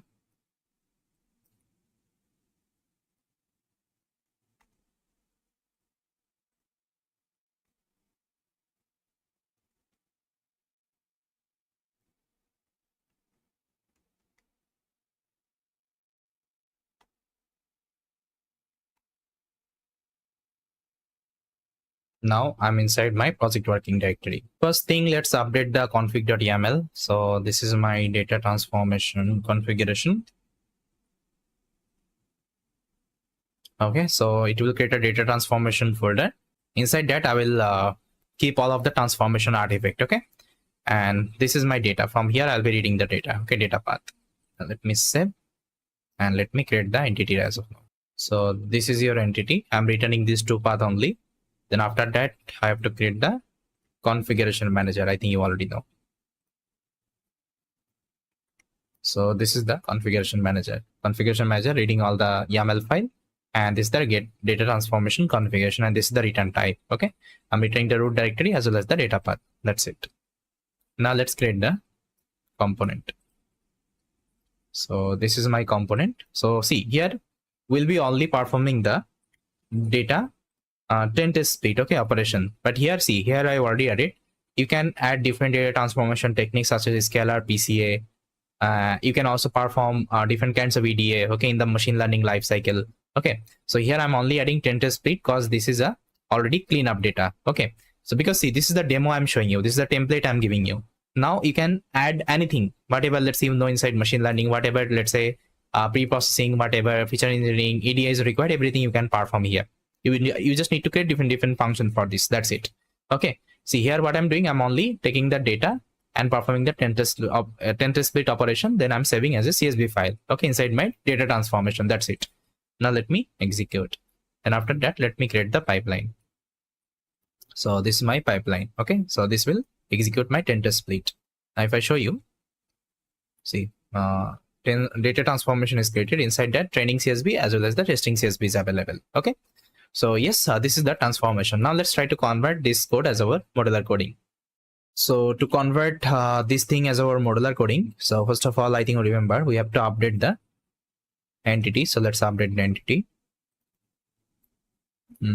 So here is my entity. Let me copy and let me update it here. Then after that, I have to update by config.py. I'll copy this method.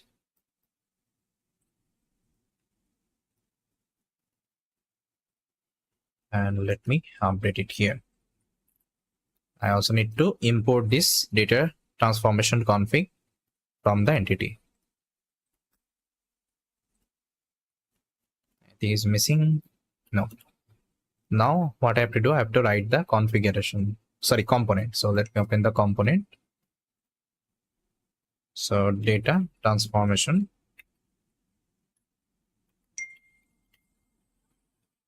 .py. So let me copy.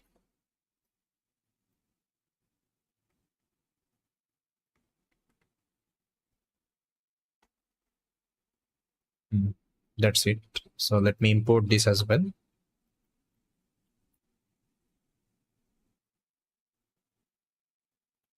So from ml_project.entity.config entity import data transformation config.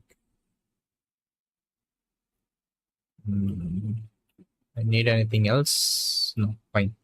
Now let me create the pipeline. So let's go inside pipeline. I'll create a file called stage03 data transformation. But see, whenever I'm executing data transformation, there you have to write one small logic. See, what is the logic?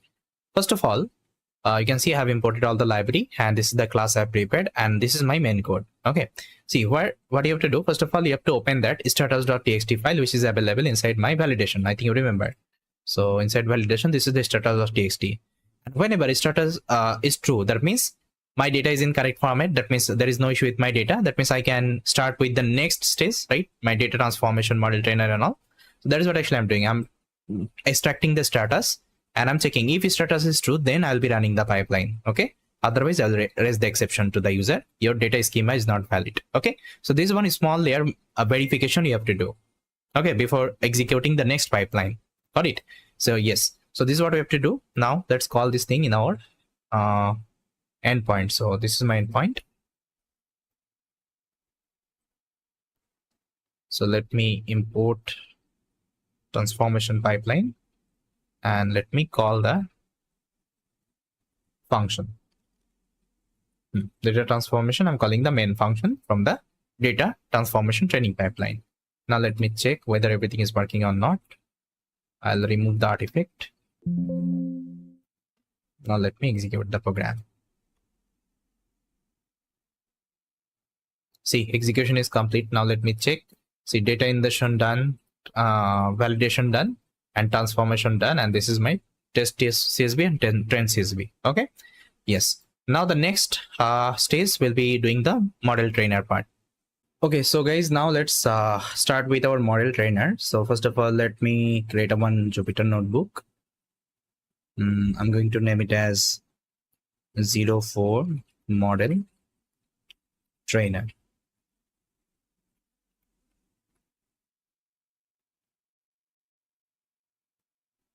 Let me select the kernel.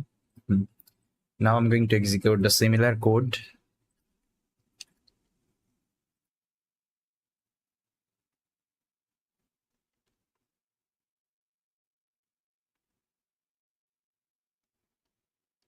So you can see I'm inside my project working directory. So first of all, I have to update my config.yaml. So let me update it. So this is my model trainer configuration. So you can see it is going to create a folder called model trainer. Inside that, it will save the model. Okay, model.joblib. You can also save the model in a pickle format. It's up to you. And this is my training data path and this is my testing data path. Okay, I hope it is clear. Now, one thing you have to also mention the parameters of the model. So here I'm going to use this elastic net model. And I think I already showed you elastic net model is having actually two parameters. Let me show you. So if I search for elastic net sklearn. So if you go to the sklearn documentation, you will see that it is having actually so many parameters, but we'll be tweaking these two parameters actually. Alpha and L1 ratio, because this is the regularization parameter. I think you already know. Let's say in future you want to change, these are the parameters. Okay, just to get a good performance from the model. So what you need to do, you don't need to open the, let's say, your component. That means you don't need to open the actual code. So only you will be opening this params.yaml file and there you will be changing. And it will reflect inside all of your code. Okay, so this is the idea. So let me show you. So here you can define the parameter like that. It's not about actually elastic net. You can use any kinds of model. You can use random forest. You can use decision trees. But make sure whatever parameter actually we are having with respect to that model, just try to mention in the params.yaml file. And from there you can read it. Okay, that's it. Now here I have defined the elastic net, alpha and L1 ratio. Going forward, I will also show you how we can perform the hyperparameter tuning as well. We'll be keeping different model, okay, model configuration, and we'll be loading all of the model one by one, and we'll be doing the hyperparameter tuning. And based on that, we'll be selecting the best model. But as I already told you, this is the simple implementation. Okay, for the first time we are implementing because there would be lots of people they are not familiar with these are the concept. That's why I'm starting with very basics concept at the very first. Okay, so that it will give you some understanding like how we can write the modular coding, how we can create the pipeline, so that this concept you can use whenever you will be whenever you will be creating any kinds of advanced kinds of, let's say, project. Okay, that is my main intention. So this is my params.yaml I have prepared. Now let me get back to my Jupyter notebook, and here I'll be creating the entity right now. So this is my entity. So you can see I'm actually initializing all the variable. Apart from that, I'm also initializing alpha and L1 ratio and target column. Okay, these are the three variable. Now let me define. Now I'll be creating the configuration manager. So configuration manager will return all the variable one by one. You can see I'm reading this YAML file. After that, this is my method. Okay, get model trainer configuration, and it is returning everything. Okay, one by one. And target column variable you will get from the schema. Okay, schema, I think YAML file, I think you already know. And params, actually I'm extracting from the params. Okay, params one. So that is why actually we keep this YAML file so that we can do the configuration management. I hope it is clear. Now let me execute. Now I'll be creating my component, model trainer component. So let me import some of the library. So here you can see I'm importing elastic net from the sklearn because we'll be using this model. And this is going to be my final training code. See, I have created one class called model trainer. So it will take the model trainer configuration, and this will train the model. It will load the data first of all. Then after loading it, actually I'm extracting the X-train and Y-train. Then after that, I'm feeding to the ElasticNet model. And all the configuration I'm reading from my configuration file. Okay. Then whatever model actually I'm getting, I'm doing the just dump operation. That means it will save that model, okay, inside my model trainer folder. Now let me show you. And if I want to execute, I need a pipeline. So this is my pipeline, guys. I'm initializing my configuration manager, getting the configuration, passing it to my model trainer, and I'm calling the train method. Okay. Now if I execute, you'll see that model will be trained. Now it's executed. Now if I go to the artifact, model trainer, see model.joblib is present. That means you have successfully trained your model. Now let's try to convert this code as our modular coding. Okay, so to convert into the modular coding, first of all, let me define the configuration. So entity, sorry, I have to define the entity. So let me open the entity. I'll copy the entity from here. This is my entity.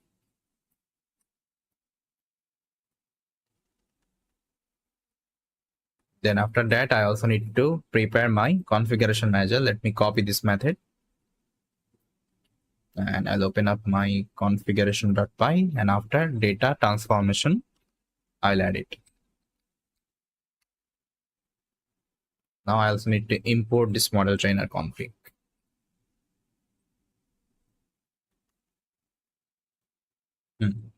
Then the next thing, I have to update the component. So let me create a file here inside component, model underscore trainer. Let me paste the code. So anything else? Okay, I need this one. So from ML project dot entity dot config entity import this one. Nothing else I need. I think everything is there. Okay, fine. Now let me create the pipeline. So I'll go to the pipeline section. So here I'm going to create a file called stage04 underscore model underscore trainer dot py. And this is going to be my pipeline. Okay, I'm initializing my configuration manager, model trainer, and this is my final pipeline. Okay, inside this class, you can see the same pipeline I'm executing. Got it? Now let me call inside my endpoint. So main.py. First of all, I have to import this from the pipeline. So you can see I'm importing this model trainer training pipeline from my pipeline. Then after that, I will initialize it. Model trainer stage. So you can see this is my model trainer stage. I'm calling the main py. Okay. So here I'm calling this main method. Now let me show you whether it's working or not. I can remove the artifact. Now let me open up my terminal and Python main.py. See data ingestion, validation, after the transformation, and model trainer completed. Now if I show you, see all the stages run successfully. There is no error. Okay. So now the next stage we'll be doing called model evaluation, and this is going to be our last stage here.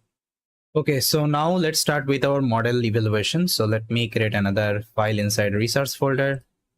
I'm going to name it as 05 model evaluation.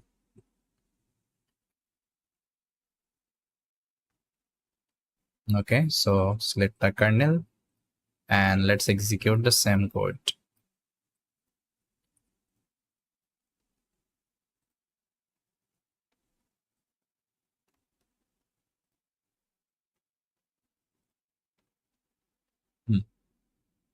So the first thing, let's update the config.yaml.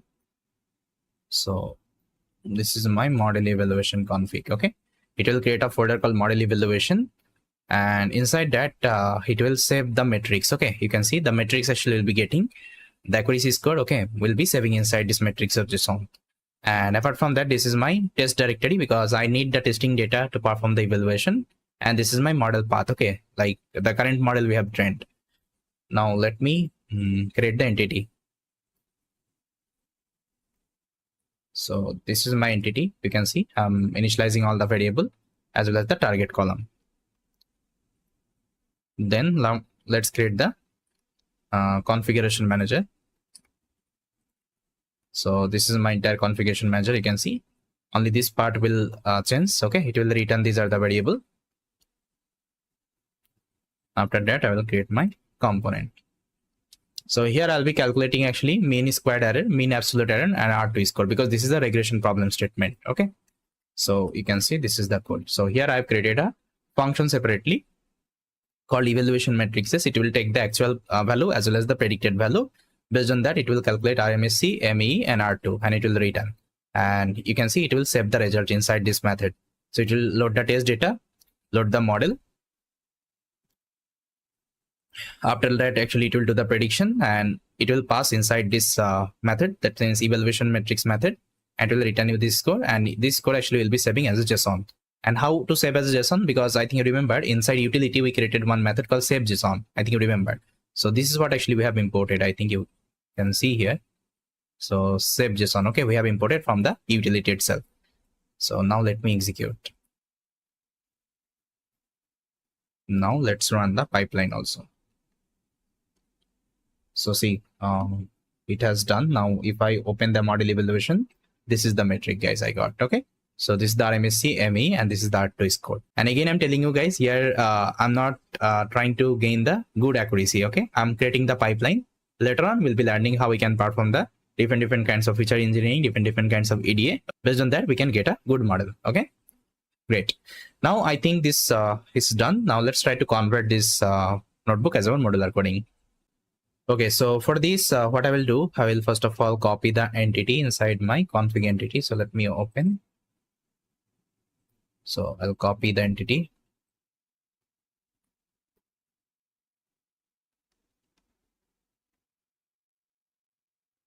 Now I'll also copy the configuration manager.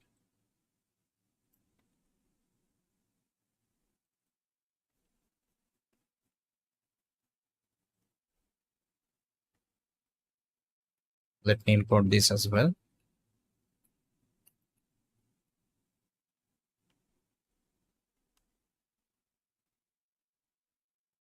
Then I will create the component. So inside component, I'll create a file called model evaluation.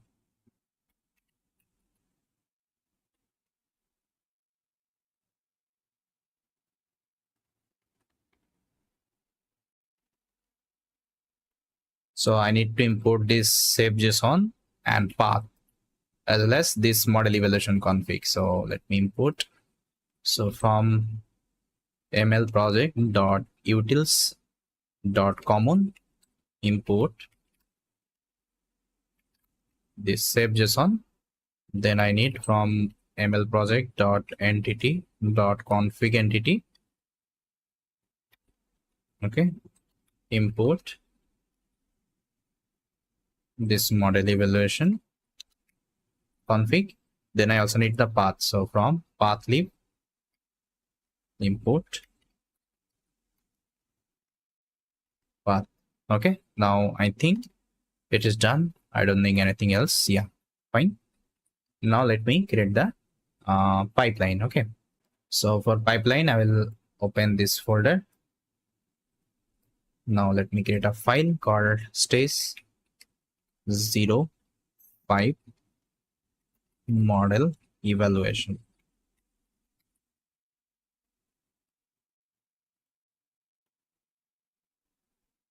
And this is my pipeline. Okay, so now let me call this pipeline inside my endpoint.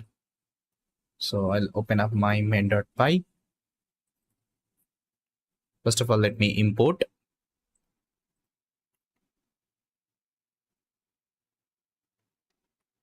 You can see I've imported this model evaluation training pipeline. Then I'll call the stage here. Okay, that's it. So now let's try to check whether it's working or not. Let me delete the artifact. Now I'll open it, execute main.py.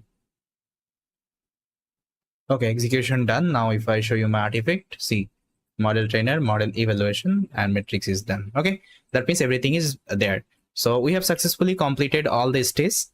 Now we'll be creating the prediction pipeline. That means everything will be integrating inside app.py. We'll be creating one user interface there, web application, so that user can perform the prediction from that. Okay, we'll be creating a simple web application here, and then after that we'll be deploying this project, okay, to the cloud platform. But before that, we'll be also performing the Dockerization, okay, because I told you for the CI/CD deployment we need the Dockerfile. Okay, so now let's create the prediction pipeline. Okay, so for prediction pipeline, we'll be creating one file inside pipeline called prediction.py. Okay, and inside that I'm going to define a class called prediction pipeline. So here what I'm doing, you can see I'm loading the model, okay, loading the trained model. The model actually we have trained from the artifact model trainer. And after that, what I'm doing, I'm creating a method, and whatever data actually user is giving, I'm doing the prediction, and this prediction actually I'm returning. That's it. So this is the simple prediction pipeline, because inside prediction pipeline you don't need so many things, because here it's a simple implementation. Going forward, whenever let's say we'll be implementing advanced kinds of project, there will also show you how we can perform that test data transformation as well, because we also need to perform some transformation technique. Okay, so we'll be creating the sklearn pipeline for this. So I think you know what is sklearn pipeline. So this is a simple one. That's why we created the simple prediction pipeline as of now. Got it? Now next, what we'll be doing, we'll be creating the user app. That means we'll be designing that HTML and CSS code. With that, actually we'll be creating one user application, and there actually user can do the prediction. Okay, after that we'll be deploying this project. And no need to worry if you're not familiar with HTML and CSS. You can get these kinds of, let's say, template from any kinds of website nowadays. And this is not your task. This will be done by front-end developer, okay, in your company. So no need to worry about that. I'll share my template with you so you can use them as it is. Okay, so now let's create the app.py. Okay, so now let's create the app.py. So I'll open the app.py, and inside that actually we'll be using Flask to create the web application. So here you can see, guys, I'm importing Flask render template and request. Okay, so if you know basics about Flask, I think that would be better. And we are also importing NumPy and pandas. Then I also need to import my prediction pipeline from my pipeline itself. Okay, then if I want to initialize the Flask, I have to write this code. If you go to the Flask documentation, you will see that they are also initializing this particular line. Then we'll be creating 3 route. One is for the default route. That means whenever user will hit my application, they will get the index.html page. Okay, and it will render the HTML page. And you can see inside template we are having the HTML. Okay, HTML actually file, but inside that I don't have any code. So I'll show you the code. Okay, I already prepared one HTML and CSS template for you. You can use it as it is. Then apart from that, I also need another folder called static. Okay, inside static we'll be keeping all the, let's say, rendering image, then JavaScript, CSS. Okay, these are the code as well. So let me quickly add these are the things in my project. So guys, as you can see, I have already added the index.html. So this is the HTML code, and no need to worry if you're not familiar with HTML. I will suggest no need to worry. This is not your task. It will be done by the front-end developer. Okay, so this is one actually basics form actually I'm creating. So this is the entire HTML, and this is another HTML I'm creating called results.html, because see, this one I need whenever user will hit the submit button, they will get one result page. Okay, so this is the result page actually I prepared. And apart from that, there is another folder called static. Inside that I have kept some asset like image, then icon. So these are the thing, and this is the CSS code, and this is the JavaScript code. No need to worry. So this one I have downloaded from the internet. So let me show you. So there is one amazing website you can refer called Bootstrap.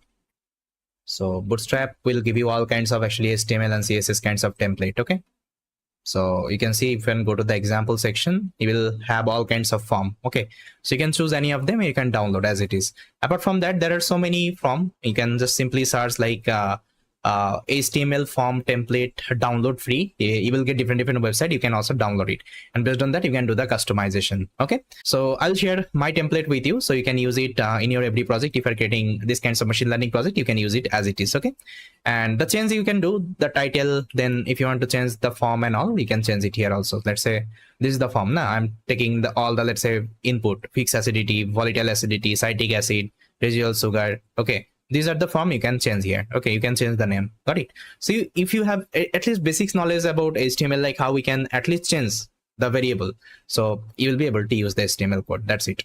Now let me close it, and I will render. I will show you, okay, how it will look like.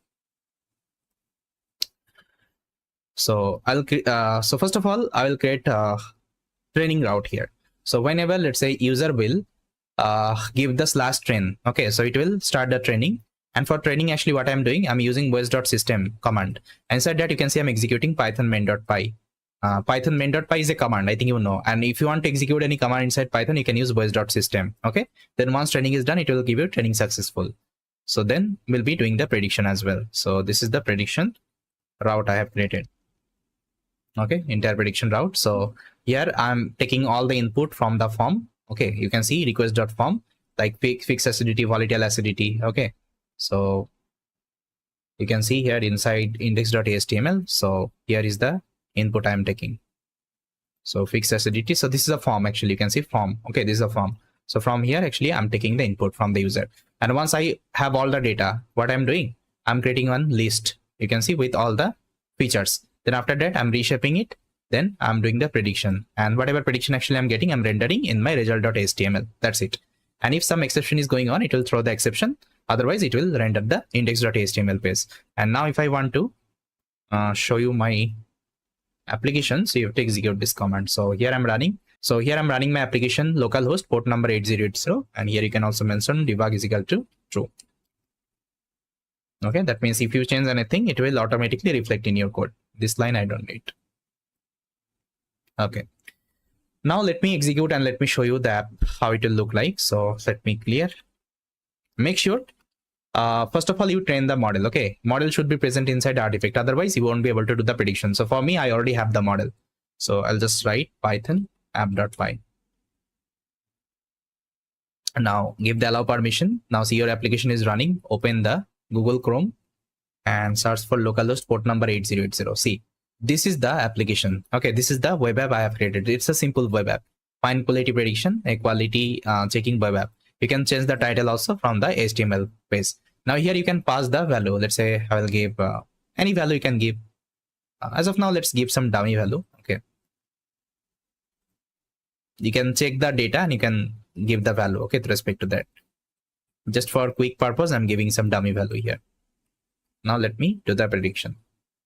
Now see, it is telling this is the wine quality. Okay, that means it is working fine. You can also add your social media link. So these are my social media link, my LinkedIn, my YouTube, as well as my GitHub. Okay, so yes, I hope guys you got it, how we can create the web application. If I'm creating any kinds of let's say machine learning project, it's not like that always you have to like keep this code as a raw code. You just also need to create these kinds of web applications so that if anyone is coming, those who are not familiar with coding, they can also at least use your application. Okay, I hope it is clear. So now what we'll be doing, the deployment of this project. So we'll be creating the Dockerfile first of all. Then I'll show you the CI/CD deployment on the AWS cloud. Now let me commit the changes in my GitHub. So before committing, I also need to add the artifact inside my .git node because I don't want to push my artifact. Okay, so artifacts. So this folder I'm not going to push.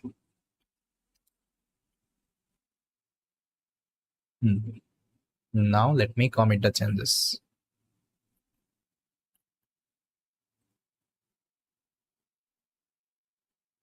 App added.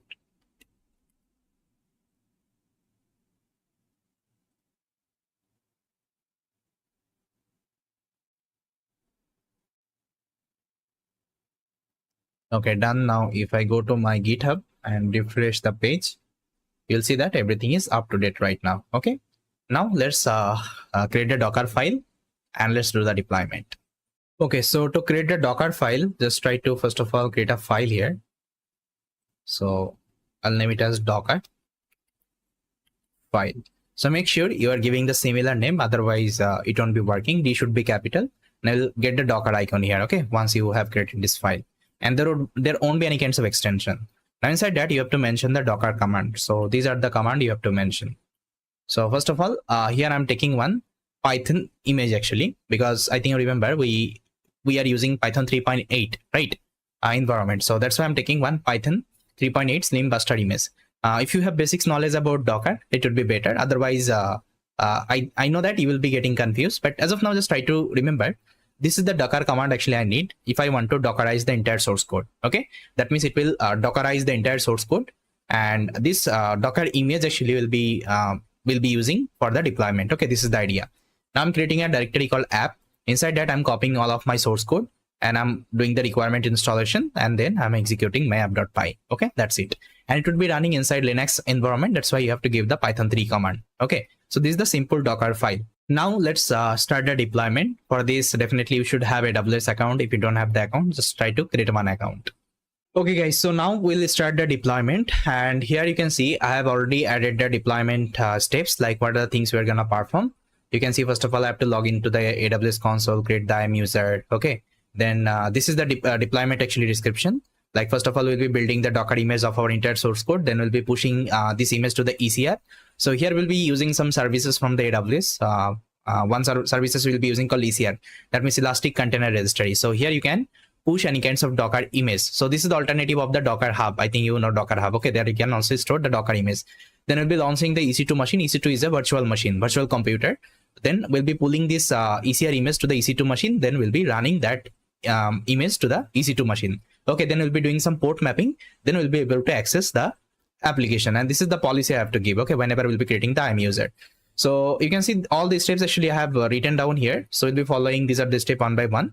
See guys, before starting the deployment, you need one very important you can say file called cicd.yaml, and this file you have to create inside a folder. So let me create a folder first of all. So the folder name should be .github. Okay, .github. Inside this folder you have to create another folder called workflows. Okay, now inside workflows you will be creating one file called cicd.yaml.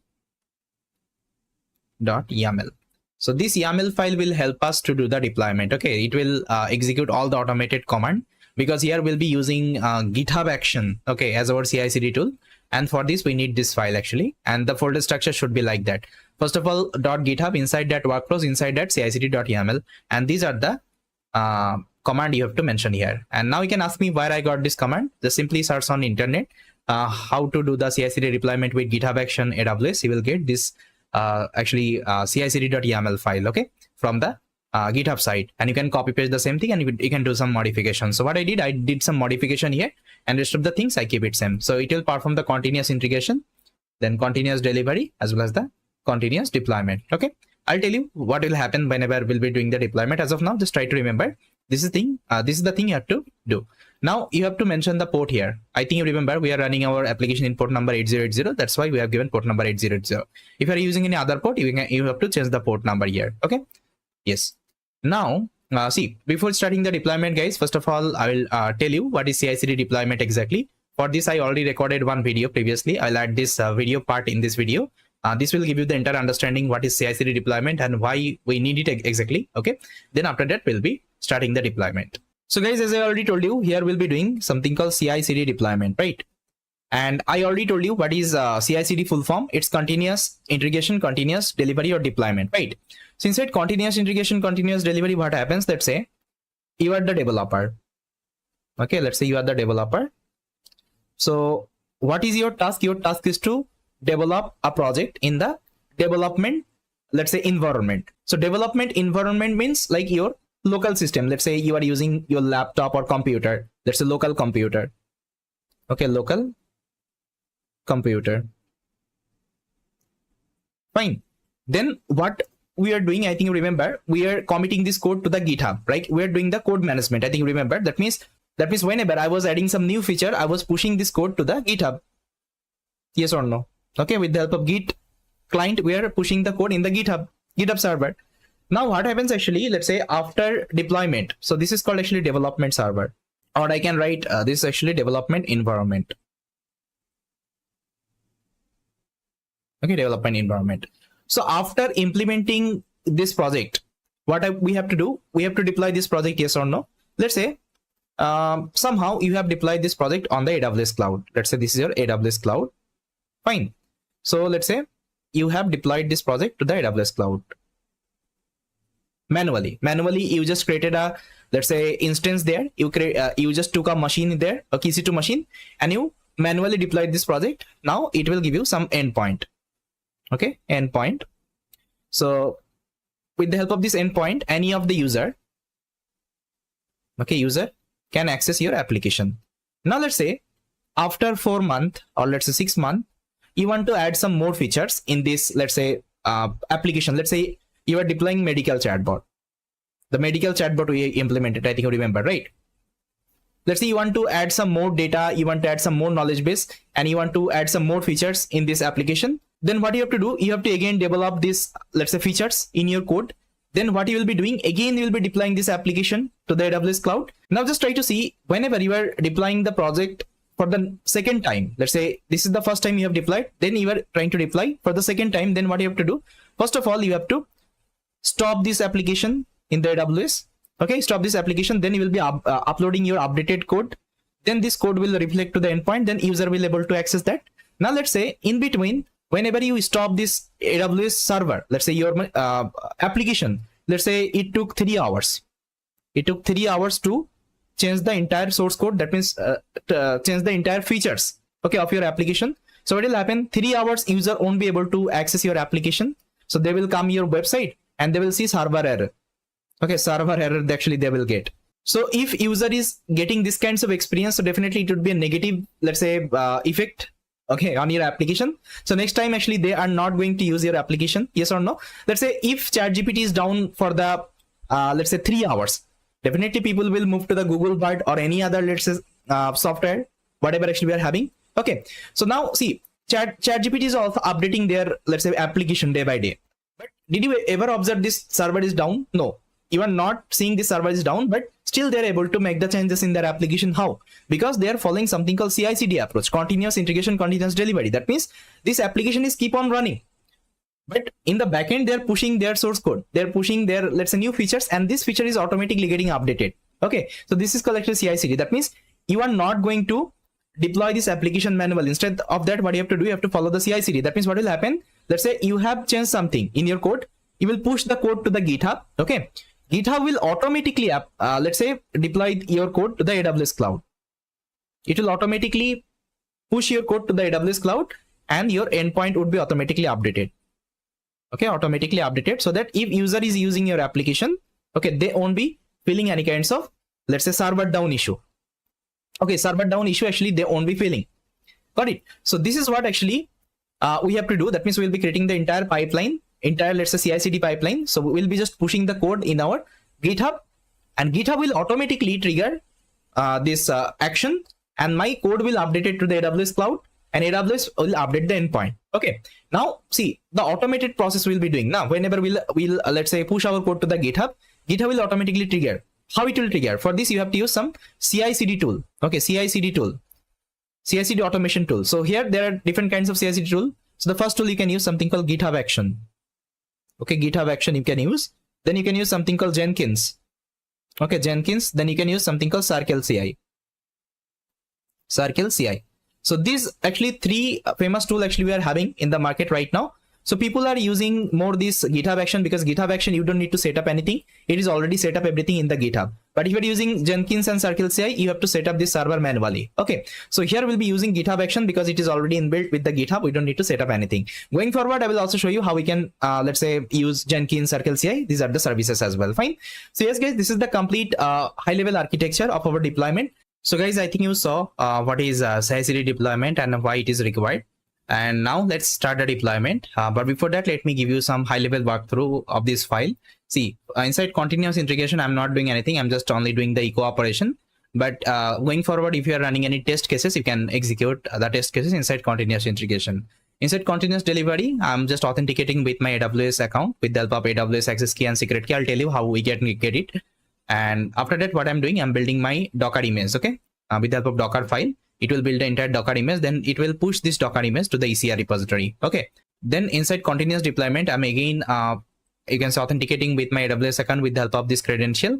Then I'm pulling my Docker image inside my EC2 machine. Okay, then I'm executing here. Okay, and then after that we'll be doing some port mapping and we can access our application. This is the high level walkthrough. Now let's go back to my AWS. So I already have one AWS account, guys. If you have account, please try to log in with your account. And if you don't have account, try to create one account. So the first thing what you have to do, you have to create one IAM user here. So let me create one IAM user. So you can simply search for IAM. That means Identity Access Management. That means you are not going to give all the permission of your AWS account. Okay, because you need some certain services here. So we'll be only giving that particular permission. Okay, that's it. I'll just click on the user and let's create a user here. Now I'll give the user, let's say, ML project. You can give any name, it's up to you. Now let's attach the policy. So here I already added the policy, what policy actually you need in the readme file. So here I need two policy. One is the EC2 container registry full access, that means ECR. And this is the EC2 machine. Okay, so simply search here and just try to tick mark it. Okay, once it is done, just try to remove and again give the second permission.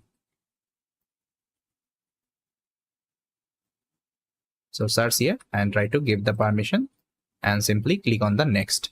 I'll see that two permission I have added. Now I'll create the user. Now so user is created. Now click on the user, go to the security credential, go to the access keys, select command line, and I understand the above recommendation. Click on the next. After that, create the user. And this is your access key and secret key, guys. Okay, now you can download it as a CSV file as well, so that I need later on. Okay, so yes, and don't share this key with anyone, otherwise they will be also able to access your account. Okay, so I'll remove it after the recording. That's why I'm showing you. So it is created. Now you can see this first step we have done. That means we have logged into the AWS credential. That means we have logged in our AWS account. Then after that, we created the IAM user, okay, with the permission we have given. Now the next thing, I have to create the ECR repository. Okay, so to create the ECR repository, search for ECR, Elastic Container Registry, ECR. So this one. And make sure you track your region. Okay, see, I'm working in the Mumbai region. If you're using any other region, you have to give the region ID. Okay, so here I'll be using AP South 1. Got it?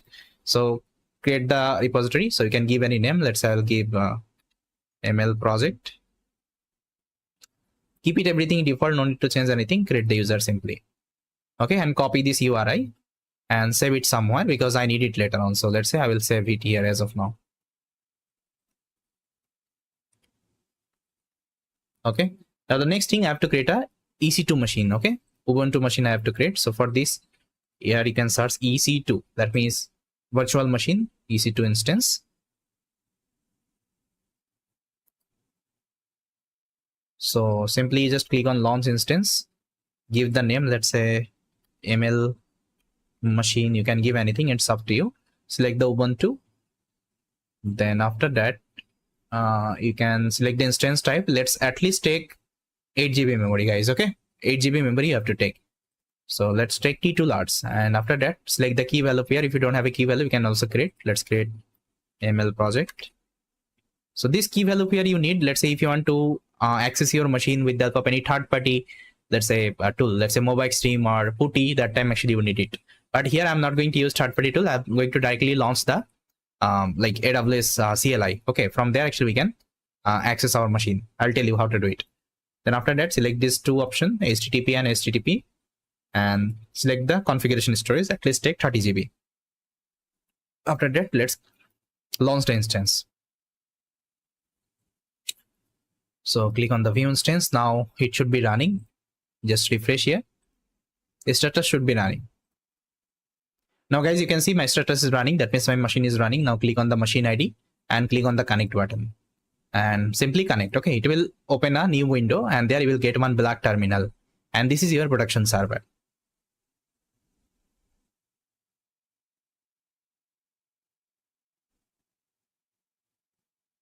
So guys, you can see I got the terminal. Let me zoom a little bit.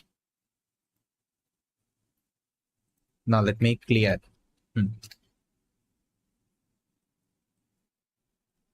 Okay, now here you have to set up some of the tools. So here I have already mentioned the command. So these are the command you have to execute. First of all, let's update the machine.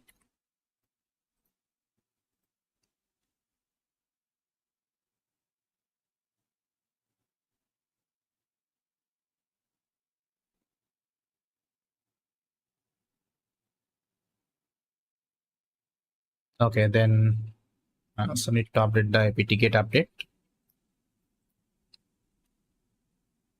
Give the yes permission. Okay, it's completed. Now I'll copy this command. Now we'll be installing Docker, okay, in my machine because Docker is not there by default. So for this, you have to execute this at the command.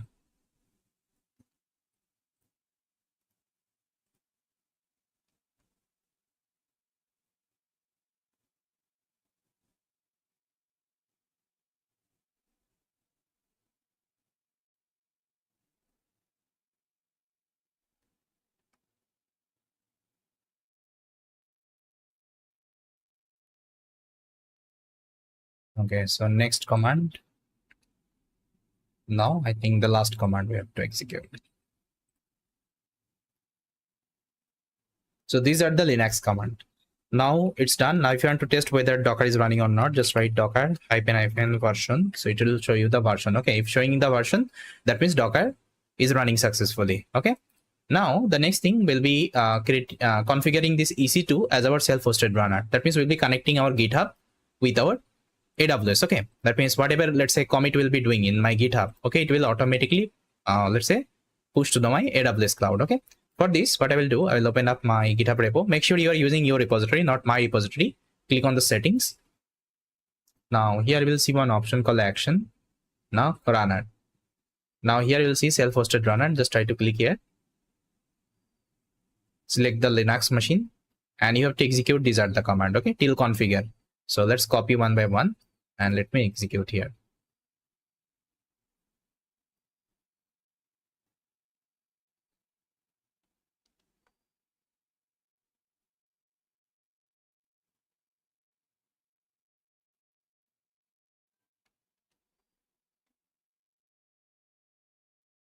Okay, so this is the command.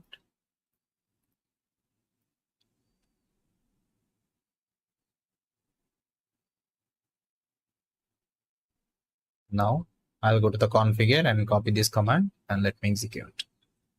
And I'll see that it will connect with my GitHub. Okay, with the help of GitHub action.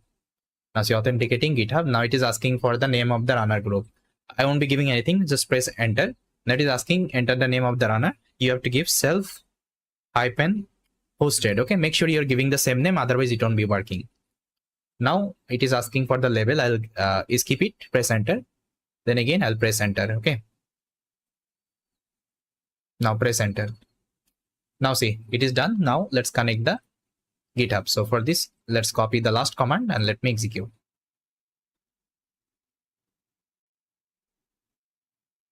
Now see guys, connected to GitHub and listening for the jobs. That means connection is done. Now if I check the connection, just go to the runners. You'll see that it's idle. That means my GitHub is connected. Okay, it's up and running with my AWS. Now whatever change I'll be doing, it will automatically get updated. Okay, but before that, I also need some security credential. Okay, with the help of credential, it will authenticate with my account. So here I already mentioned, after that you have to add some security. Okay, secrets. So let's add the secret. For this, left hand side you will see secret and variable. Go to the action and repository secret. Okay, create a new repository secret. First of all, give the all the list I have given. So copy this one, AWS access key ID, give the key name, and here you have to give the secret. And where you will get the secret, I think, remember we downloaded one, this access key. Okay, whenever we created the IAM user. So let me open it up. So this is my secret. Okay, AWS access key ID. I'll copy. Make sure you're copying before the comma, because it's a comma separated, right? So this is my access key ID, and after comma, this is my secret access key ID. So I'll copy and mention it here. So don't do any mistake, otherwise it won't be working. Okay, try to follow the exact step I'm doing. Now create a new repository secret again. Now I have to add the AWS secret key ID. I'll copy and I'll paste it here. And this is my AWS secret access key ID. Before the comma, let me mention. Now new repository secret. Next one, AWS region. So here I was working in the Mumbai. You can see I'm Mumbai, and Mumbai ID is AP South 1. So let's give the name. It should be AP-South-1. Okay, make sure you are giving the same name. And if you're using any other region, you can give the same ID here. So it's done. Now let's give the ECR login URI. Copy. Now what is ECR login URI? I think, remember, we copied one URI, right? This one. So copy till .com and try to paste it here. And make sure you are giving your one, guys. Okay, not my one. Otherwise, it won't be working. Now the next one, I'll be creating ECR repository name. And what is ECR repository name? So here you will get it. So the last one after the /ML project. Done. I think nothing is there. Now let's start the deployment. Okay, so I'll go back to my repo. Now simply I just need to commit my code. So let's commit CI CD edit.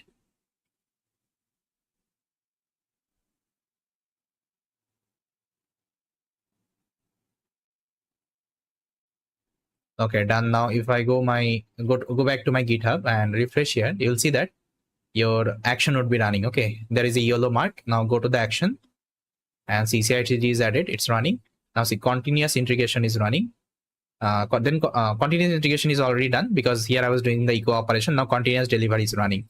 Now let me open it up. See, first of all, it will install all the required packages. Then it will authenticate with my AWS. Okay. Then after that, it will build a Docker image and it will push the image to my ECR repository. So this process will take some time. Let's wait. Once it is complete, I'll come back.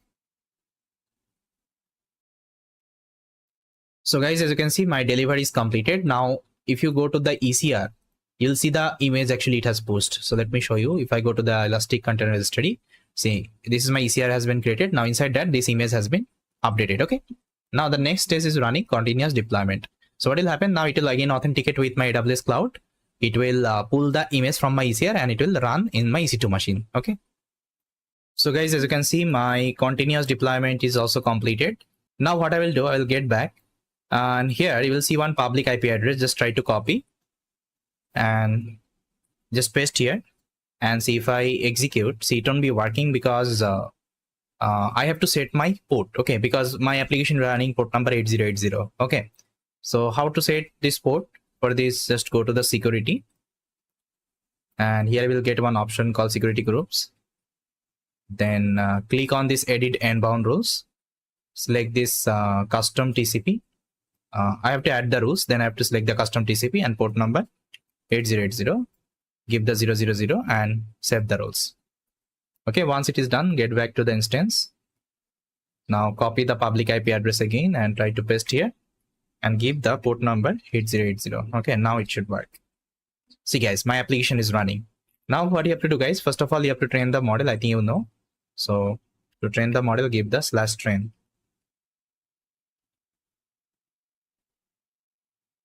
Guys, you can see training is successful. Now I will go back. Now I can do the prediction. Let's give the number. You can give any number. I'm giving, so you can give the actual number. I'm giving the dummy value just to test whether it's working or not. Okay, after that, I'll click on the predict. Okay, I have to give this number as well.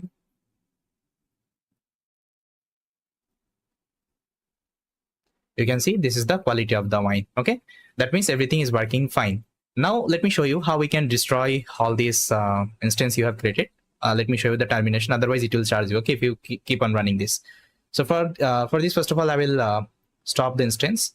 Select the instance. Click on the instance type, instance, and click on the terminate. Okay, terminate means it will delete after some time. So it is shutting down. After some times, it would be deleted. Now, similar wise, I also need to delete my ECR repository. And delete. And one thing, let me tell you, see, whenever your application is running and if you're adding some new feature, okay, next time, so you have to execute this, you have to uncomment this 3 line. Okay, this 3 line, what it will do, it will first of all stop the current running container. Okay, then it will, let's say, launch your new container. Okay, so make sure whenever you are pushing second time, that means see, second time if you're pushing, you don't need to do the configuration. It's just a one-time setup. Okay, so it will automatically update your application in the AWS clouds. But before that, you have to activate this 3 line. Okay, I hope it is clear. Now let me show you how to delete. Yeah, so it is already deleted. Now I will be also deleting the I'm user ML project. Just try to delete it. Give the name. I'll copy and here let me paste.